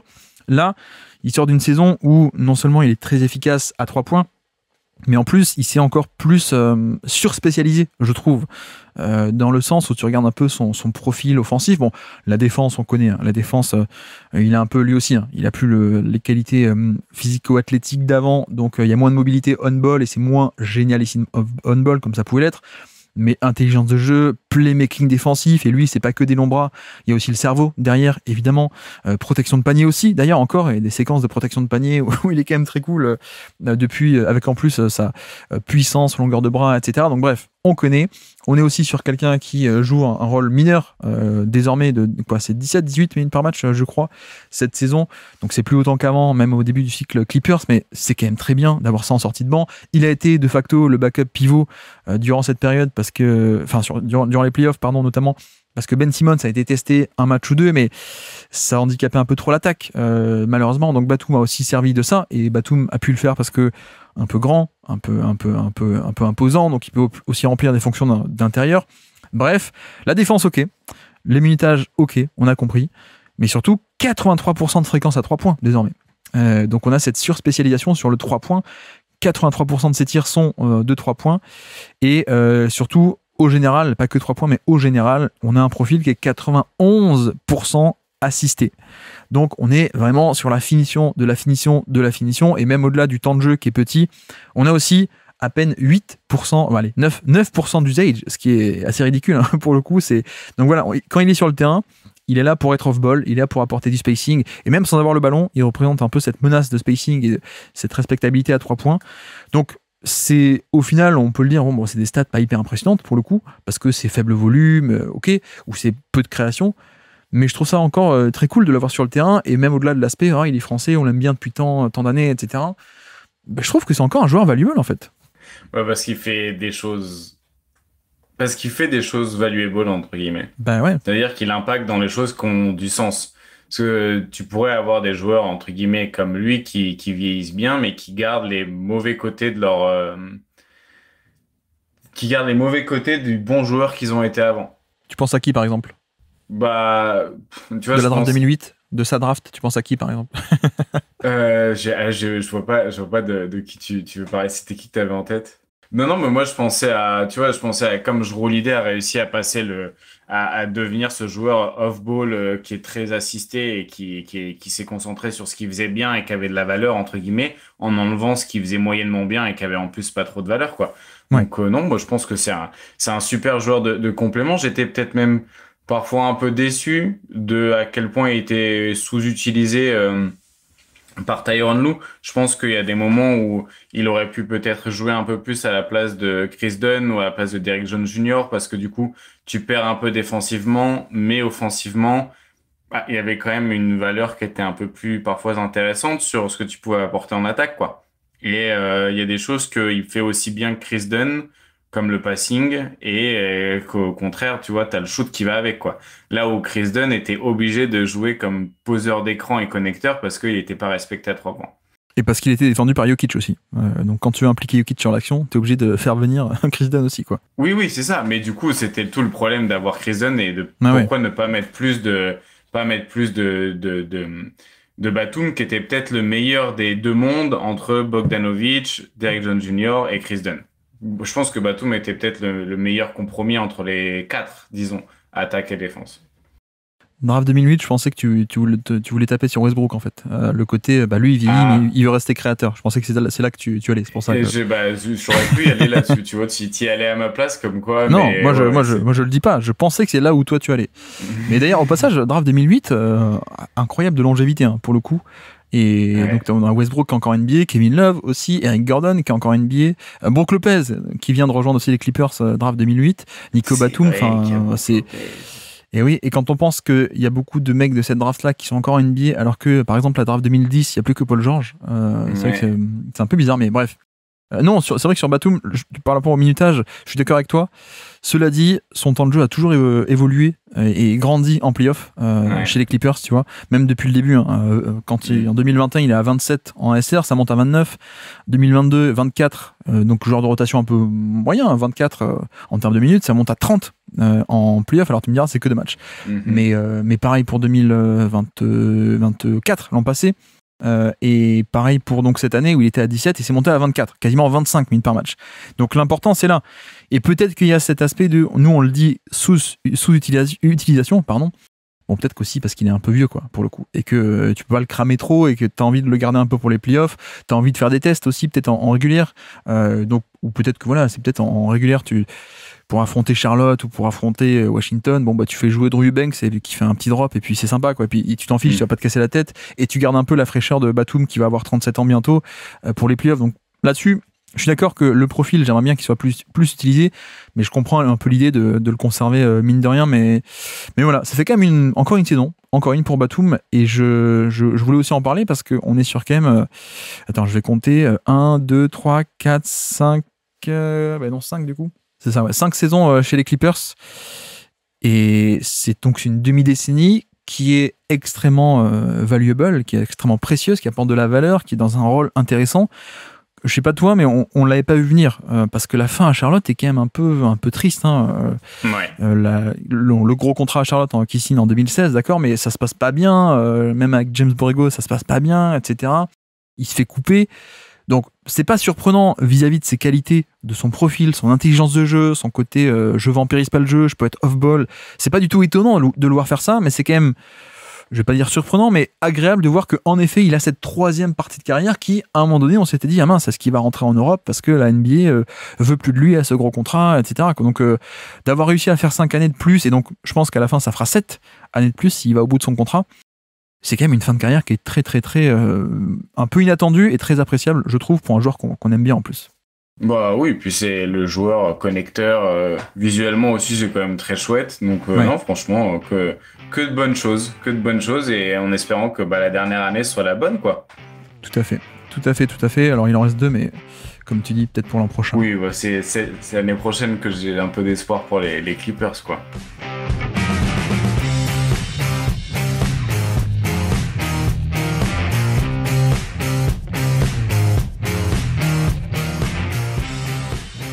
Et donc je peux te lancer, quelle est ta 5e et dernière stat du jour à nous présenter pour ces Clippers 2025? Dernier ou 23e. Mm-hmm. Alors, du coup, si on prend les joueurs qui finissent plus de 6 pick and roll par match cette saison sur au moins 40 matchs joués, 23e place en termes d'efficacité sur 23, on retrouve Amir Kofi. James Harden. Est-ce que c'est bien? Est-ce que c'est bien? Alors, je vais dire les noms devant et tu vas me dire si c'est bien qu'il soit moins efficace que sur pick and roll. J'ai Jalen Green, Paolo Banchero et Tyler Herro. C'est pas génial. C'est pas génial, non. Après, c'est un filtrage assez sévère, tu m'as l'air de dire, parce que c'est quand même un gros volume, non? C'est un gros volume, mais est-ce que gros volume sur petite efficacité, c'est très intéressant? Oui, on est d'accord, mais je veux dire, si tu avais étendu peut-être à des volumes de pick and roll, un peu, voilà, des mecs un peu plus réguliers, peut-être il serait pas dernier, mais je te rejoins que sur les gros volumes, c'est le moins efficace. Ouais. Si on rajoute un petit peu, on descend à 4 pick and roll, il passe de dernier à 43e sur 47. Avec derrière lui Scoot Anderson, Paul George, Josh Giddey, Keyonte George, Scottie Barnes. Donc c'est pas tant que ça mieux, ouais, ok. Non, c'est parce que c'était pas forcément la bonne idée finalement d'élargir le scope parce que c'est encore pire finalement. Donc bon, voilà, c'était un peu l'idée. Je tape un peu sur l'ambulance. D'un autre côté, est-ce qu'il ne nous fait pas encore une saison plus efficace que la moyenne de la ligue au total au scoring? Oui. Bah si. Sur le plus gros usage qu'il ait eu depuis 2022. Donc il a augmenté son volume, que ce soit à la création pour les autres ou pour lui. Et on est toujours sur un joueur au final qui doit créer énormément de ses paniers avec seulement 26% de paniers assistés. Et en fait, cette statistique, elle n'est pas seulement individuelle pour moi, elle est aussi collective, mais on en a déjà un petit peu parlé. Je pense que dans le contexte où il était à 35 ans, c'est déjà pas si mal finalement, en réalité. Si on va apporter un peu de nuance, dans un spacing qui était pas optimal avec un seul partenaire de pick and roll correct et à 35 ans, d'arriver à reprendre autant d'usage, de rester plus efficace que la moyenne, de continuer à créer pour les autres, en offrant en plus défensivement une saison qui est pas fantastique, mais qui est clairement fonctionnelle, et la défense, en tout cas, j'avais pas l'impression qu'elle était vraiment moins bonne avec lui sur le terrain. Là où Kawhi, par exemple, il est passé à 8% de shooting foul percentage, donc 8% de fautes provoquées sur ses tirs, James Harden est à 16%. Donc tu vois, tu disais que la catégorie allait de 5 à 20. Lui, il est à 16%, donc ce truc-là est encore présent, entre guillemets, dans les choses qu'il est capable de faire. 9e joueur sur 150 et quelques, avec un certain temps de jeu. 9e joueur, au milieu de pivot. Pas mal. Et la fréquence au cercle, voilà, a diminué. Elle est passée de 30, 35 dans ses meilleures années à 19. Donc c'est beaucoup plus du flotteur et du mid-range sur ses attaques dans la peinture, mais d'un autre côté, avec le toucher qu'il a, c'est pas si grave que ça, entre guillemets. Ça reste aussi toujours une aussi grosse menace de tir à 3 points sur du pull-up. Enfin, j'ai voulu un peu commencer sur du négatif pour peut-être attirer un peu l'œil sur le fait qu'il y a un déclin. Le hater. Non, bon, alors vraiment pas du tout en plus. mais pour le coup, il y a quand même énormément encore de bonnes choses à aimer. Et voilà, moi je demande à voir une saison de plus encore une fois. Mais c'est vrai que en playoff, je l'ai trouvé un peu plus discret avec l'usage qui a bien chuté et l'efficacité aussi. Kawhi était revenu aussi. Hein. Kawhi était revenu. Ouais. Mais quand même, il passe de 33 à 27. Est-ce que c'est peut-être un peu dommage aussi, mais encore une saison parmi les tout meilleurs joueurs de la ligue, quoi, tout simplement. Et certains diront encore une saison où il est nul en play-off et il fait éliminer son équipe. Oui, bien sûr, mais oui, en même temps, c'est vraiment de sa faute s'ils ont été éliminés. Donc, forcément. Alors je crois que, enfin bon, dans mes souvenirs, hein, je crois qu'il y a une pluie de 3 points de Denver, non, sur ce match à 50% à 3 points ou un truc comme ça, mais ouais, c'est un game 7 en playoff dans tous les cas, c'est jamais vraiment, oui. Il y a jamais rien de logique.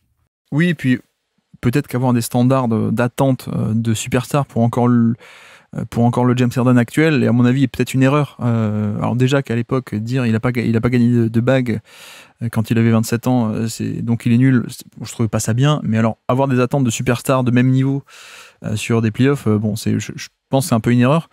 Pour le coup, je pense que beaucoup de monde va un peu garder cette image dans le grand public de cet échec, encore une fois, hein, parce que voilà. Mais je suis un peu d'accord que, en fait, moi, je partir totalement à l'inverse. Hein. Pour moi, la saison est absolument fantastique. Tout de même, la stat que j'avais, c'est 1,09.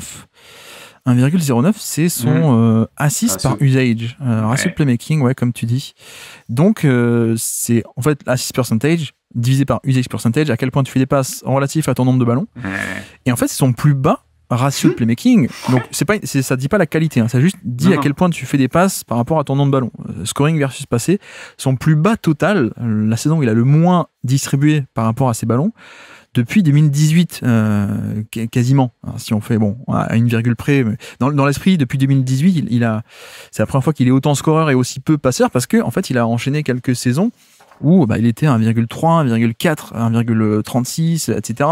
Et il était devenu un peu, pas meneur pass first, mais on n'était pas loin, quoi, depuis son départ de Houston.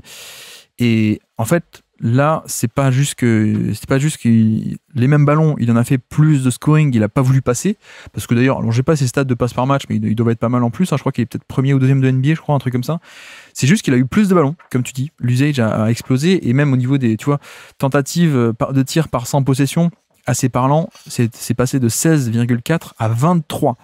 23 tentatives de tir par 100 possessions, et encore, il n'y a pas les lancers francs. Et c'est la première fois depuis Houston en 2020. Première fois qu'il tente autant de tirs par 100 possessions passées sur le terrain. Et clairement, en fait, on est sur un volume beaucoup augmenté, donc une tendance à plus scorer par rapport à passer, parce que Kawhi n'était pas là. Kawhi était bon, comme j'ai dit, sur les 20 derniers matchs de la saison, mais Kawhi Leonard n'était pas là. Paul George est parti, qui était lui aussi un énorme volume de création en général, mais aussi de création pure. Donc en fait, James Harden a forcé au niveau du scoring, donc forcément, on s'en doute, hein, il y a des répercussions au niveau efficacité. Ah non, pas tant que ça, ça reste encore un joueur plus efficace que la moyenne, alors que tu vois, on pourrait se dire, 35 ans, ou je sais pas quel âge il a, 34, 35, 36 bientôt d'ailleurs, il va faire 36. Bon, un mec de cet âge-là qui force sur le volume, tant mieux, parce qu'il faut bien que quelqu'un prenne le tir, mais il y aura des dégâts au niveau efficacité. Ça a baissé un peu, plutôt qu'être à plus 5% sur un rôle sobre, il était à plus 1%, mais on était quand même assez efficace, plus efficace que la moyenne, premièrement. Le drive, je crois qu'on en a parlé tout à l'heure, il est au niveau de la moyenne, à peu près 22e sur 51 gros drivers de NBA, donc au-dessus de la moyenne à son âge. Le lancer franc son élite, tu l'as parlé, tu l'as dit aussi, le lancer franc il est top 10 des joueurs NBA, et surtout ce qui est marrant avec lui, c'est aussi la fréquence d'isolation. Première fréquence d'isolation de NBA. Alors qu'est-ce que ça veut dire fréquence ? Fréquence, c'est pas le chiffre brut par match, fréquence c'est à quel point dans ton jeu, par rapport à ton jeu, tu fais de l'isolation. Premier cette année, voilà, James Harden de toujours. Il était également premier en 2024, premier en 2023, premier en 2022, premier en 2021. Donc toutes les années après Houston, il était encore le mec qui, relatif à son propre jeu, faisait le plus d'isolation. Voilà, donc c'est Harden de d'habitude, un mec qui n'a pas tant que ça évolué, paradoxalement, alors qu'il avait un peu cette image de meneur pass first, mais quand il scorait, c'était du 1 contre 1. Mais la grande différence, cela dit, c'est que, tu vois, 2024, 23, 22, 21, il était aussi premier en fréquence, mais il n'était pas premier en volume brut. C'est-à-dire que lui, par rapport à son jeu, il était premier dans son propre référentiel, mais aussi parce qu'il prenait moins de tirs. Donc il y avait des mecs qui en prenaient plus au total. Mais donc en 2023, par exemple, il était à peine, entre guillemets, à 6 par match d'isolation. C'était... attends, je me suis mal relu.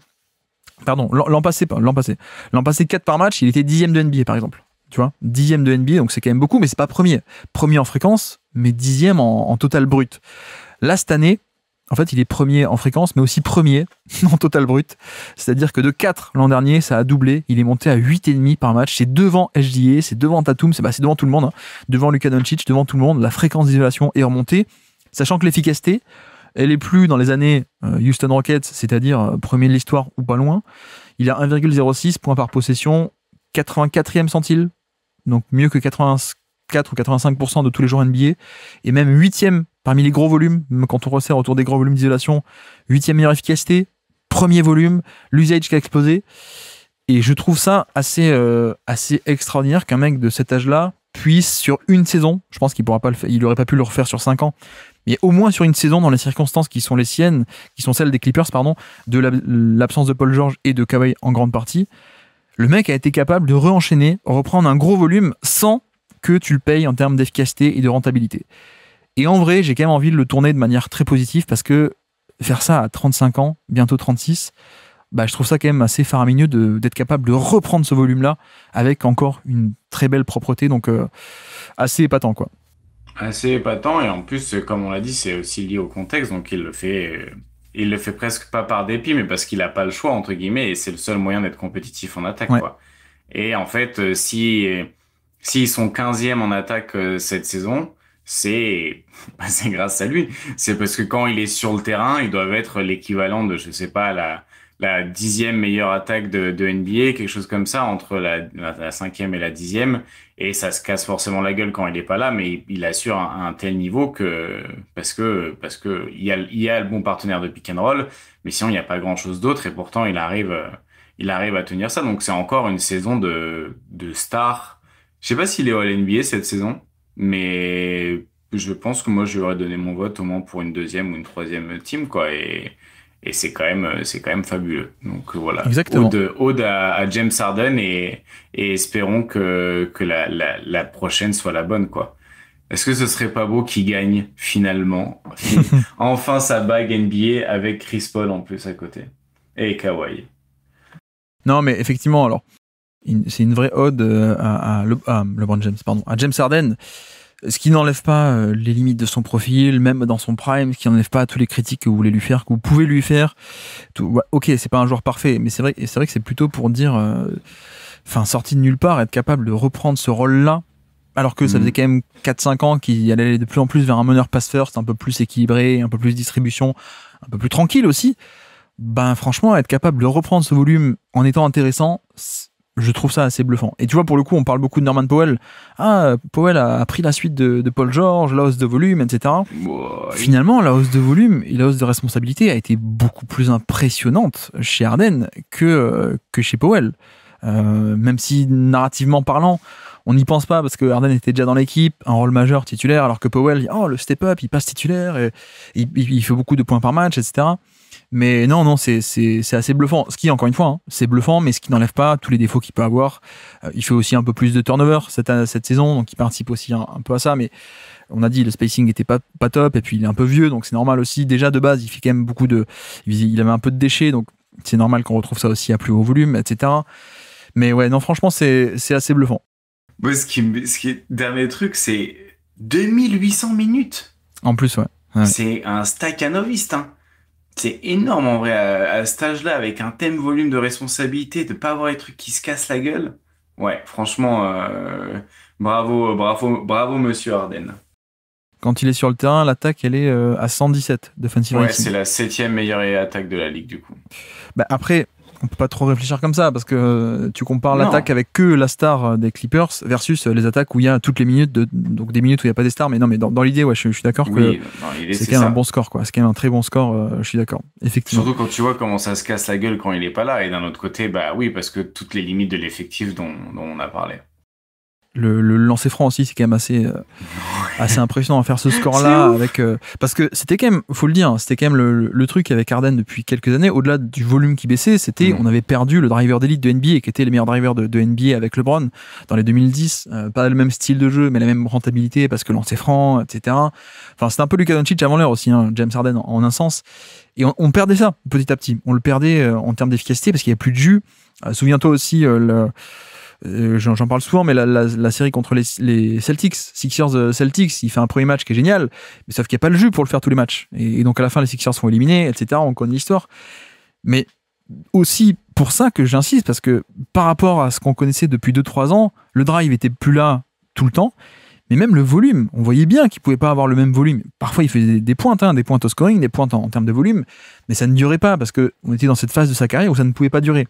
Et là, après avoir dit ça pendant 2-3 ans, là il nous fait une saison où non, je suis à 33% d'usage, première fois depuis je sais pas combien d'années, je suis à plus de 8 isolations par match, première fois depuis X années. Enfin, le fait qu'il le refasse avec régularité alors qu'on s'était dit c'est fini, ça, cette période-là, ça fait partie du truc pour moi aussi. Mais bref, voilà pour James Harden, la page James Harden. Et on précise aussi, on espère qu'il rentre dans un autre rôle l'an prochain. On espère qu'il n'aura pas besoin de faire autant en termes de création, parce que peut-être que de nouveau enchaîner une deuxième grosse saison en surcharge, peut-être qu'il aurait commencé à avoir des résultats un peu mauvais d'efficacité, de rentabilité l'an prochain. Mais on verra, j'espère retrouver un plus petit volume. On a fini sur nos 5 stats chacun. Est-ce que tu avais quand même des petits sujets bonus, des stats bonus à nous donner en fin d'émission ? J'avais pas forcément des stats bonus en tête, on en a fait pas mal, mais c'est vrai que sur les joueurs avec un peu moins de volume, moi j'avais potentiellement envie de parler de la saison intéressante de Chris Dunn, que j'ai trouvé assez intéressant malgré les défauts un petit peu en attaque, sur son rôle un petit peu de connecteur, poseur d'écran. C'est assez marrant de le voir un peu naviguer dans ces espaces, parce qu'en fait il était pas défendu, donc il a dû trouver un moyen d'exister sans être défendu en attaque. Et défensivement, presque le plus haut steal percentage de la ligue. Il est juste derrière notre ami Dyson Daniels, donc ça fait c'est quand même du beau boulot, et c'était assez intéressant défensivement. Je te laisserai parler d'Amir Kofi si tu as envie de lâcher un petit mot sur ton chouchou. Non, mais Chris Dunn et Derrick Jones Jr. ont fait une bonne saison. Je trouve qu'il n'y a pas tant que ça à dire, si ce n'est les basiques, quoi. Ils ont bien défendu. Oui. Jones a été efficace en plus. Alors à 3 points, je sais pas, mais au général, il est efficace. Voilà, j'avais pas grand chose à dire de stats ou trucs sur eux, mais effectivement, bonne saison, ça on peut le souligner. Bogdanovic qui a fait du bien.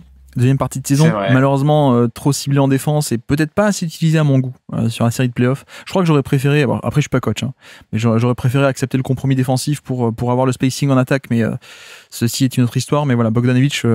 Mais ce qui est marrant, c'est que Chris Dunn a un peu rendu aussi caduc Terrence Mann, qui a été échangé en cours de saison, parce que c'était un peu lui le défenseur extérieur jusqu'ici, mais qui n'était pas un défenseur, qui est très sympa. Moi j'aime beaucoup Terrence Mann, mais c'est quand même pas le même niveau que Chris Dunn. Donc voilà, Chris Dunn a aussi permis de dégager un peu le gros contrat de Terrence Mann en plus. Chris Dunn le fait au minimum, là où Terrence Mann c'était 10-12 millions je crois. Donc on a un peu assigné les finances de ce côté. Le bon passage de Ben Simmons, rien de plus à dire non plus. Je pense qu'en plus on a assez discuté en playoff ou même en fin de saison. 18 matchs, apparemment il va pas rester, mais je crois qu'on a fait le tour à peu près, hein, je crois, ouais. Bogdanovic reste. Moi, j'avais pas. C'est ça. Je pensais que c'était une fin de contrat, mais en fait, non, il va rester. Donc, ça fait Sous contrat, ouais. Ça fait quand même un effectif qui est. Qui est bien rempli, quoi. Hein. Il y a du joueur de basket. Hein. Après, il est payé 16 millions et puis une team option pour 27 à 16 millions également. Donc, soit il va rester payé 16 millions pour faire ses 18 minutes par match ou 22, 23, soit il peut être échangé aussi. Je pense que potentiellement, on pourrait l'utiliser en cartouche pour un échange. Selon les besoins, ouais. Mais en tout cas, c'est intéressant la profondeur qu'ils ont pour la saison prochaine. Mais tu vois, c'est peut-être pour ça qu'Amir Coffey n'a pas été re-signé pour l'instant. Parce que la profondeur qu'ils ont fait qu'un mec comme Amir Coffey, qui est un 3&D assez basique, quoi. Ce qui est bien, moi où je l'aime bien, c'est que c'est un mec qui sort de nulle part, quoi. Donc on a un peu une création de valeur à partir de rien. Je l'avais dans ma All-Star Team, etc. Mais voilà, je vais pas dire que c'est un mec génial en défense ou génial à 3 points, mais il faisait le boulot, quoi. Tu vois, 25 minutes par match dans cette équipe de qualité. Je pense qu'au minimum, ça fait un joueur de rotation NBA, mais peut-être pas chez les Clippers, où il y a déjà beaucoup de monde, en effet. Peut-être. Mais je crois qu'on a fait le tour, alors. On a fait le tour de ces Clippers 2025. Mais en tout cas, je te remercie encore une fois, après plein d'équipes nulles. Tu as enfin une bonne équipe, j'espère que tu es content. Merci beaucoup d'être repassé sur Basket Lab. Eh ben, merci beaucoup, et à bientôt. Merci à tous d'avoir suivi cet épisode, j'espère que ça vous aura plu. Et donc, il faut le dire, avec ce bilan des Clippers, nous abordons le dernier tiers de cette série de podcasts, les 10 derniers. Donc les Clippers en font partie, il reste 9 podcasts, 9 équipes d'élite à aborder. Les enregistrements sont faits, quasiment. Mais voilà, c'est la dernière ligne droite, les équipes les plus intéressantes ont fini par celle-ci, bien entendu. Donc on va monter en gamme petit à petit jusqu'aux champions, évidemment. Et donc demain, bilan des Milwaukee Bucks. Et donc, sur ce, je vous remercie une nouvelle fois de nous avoir écoutés jusqu'au bout. Un grand merci à Azad d'être passé sur le Basket Lab. Et moi, je vous dis à très bientôt. Ciao.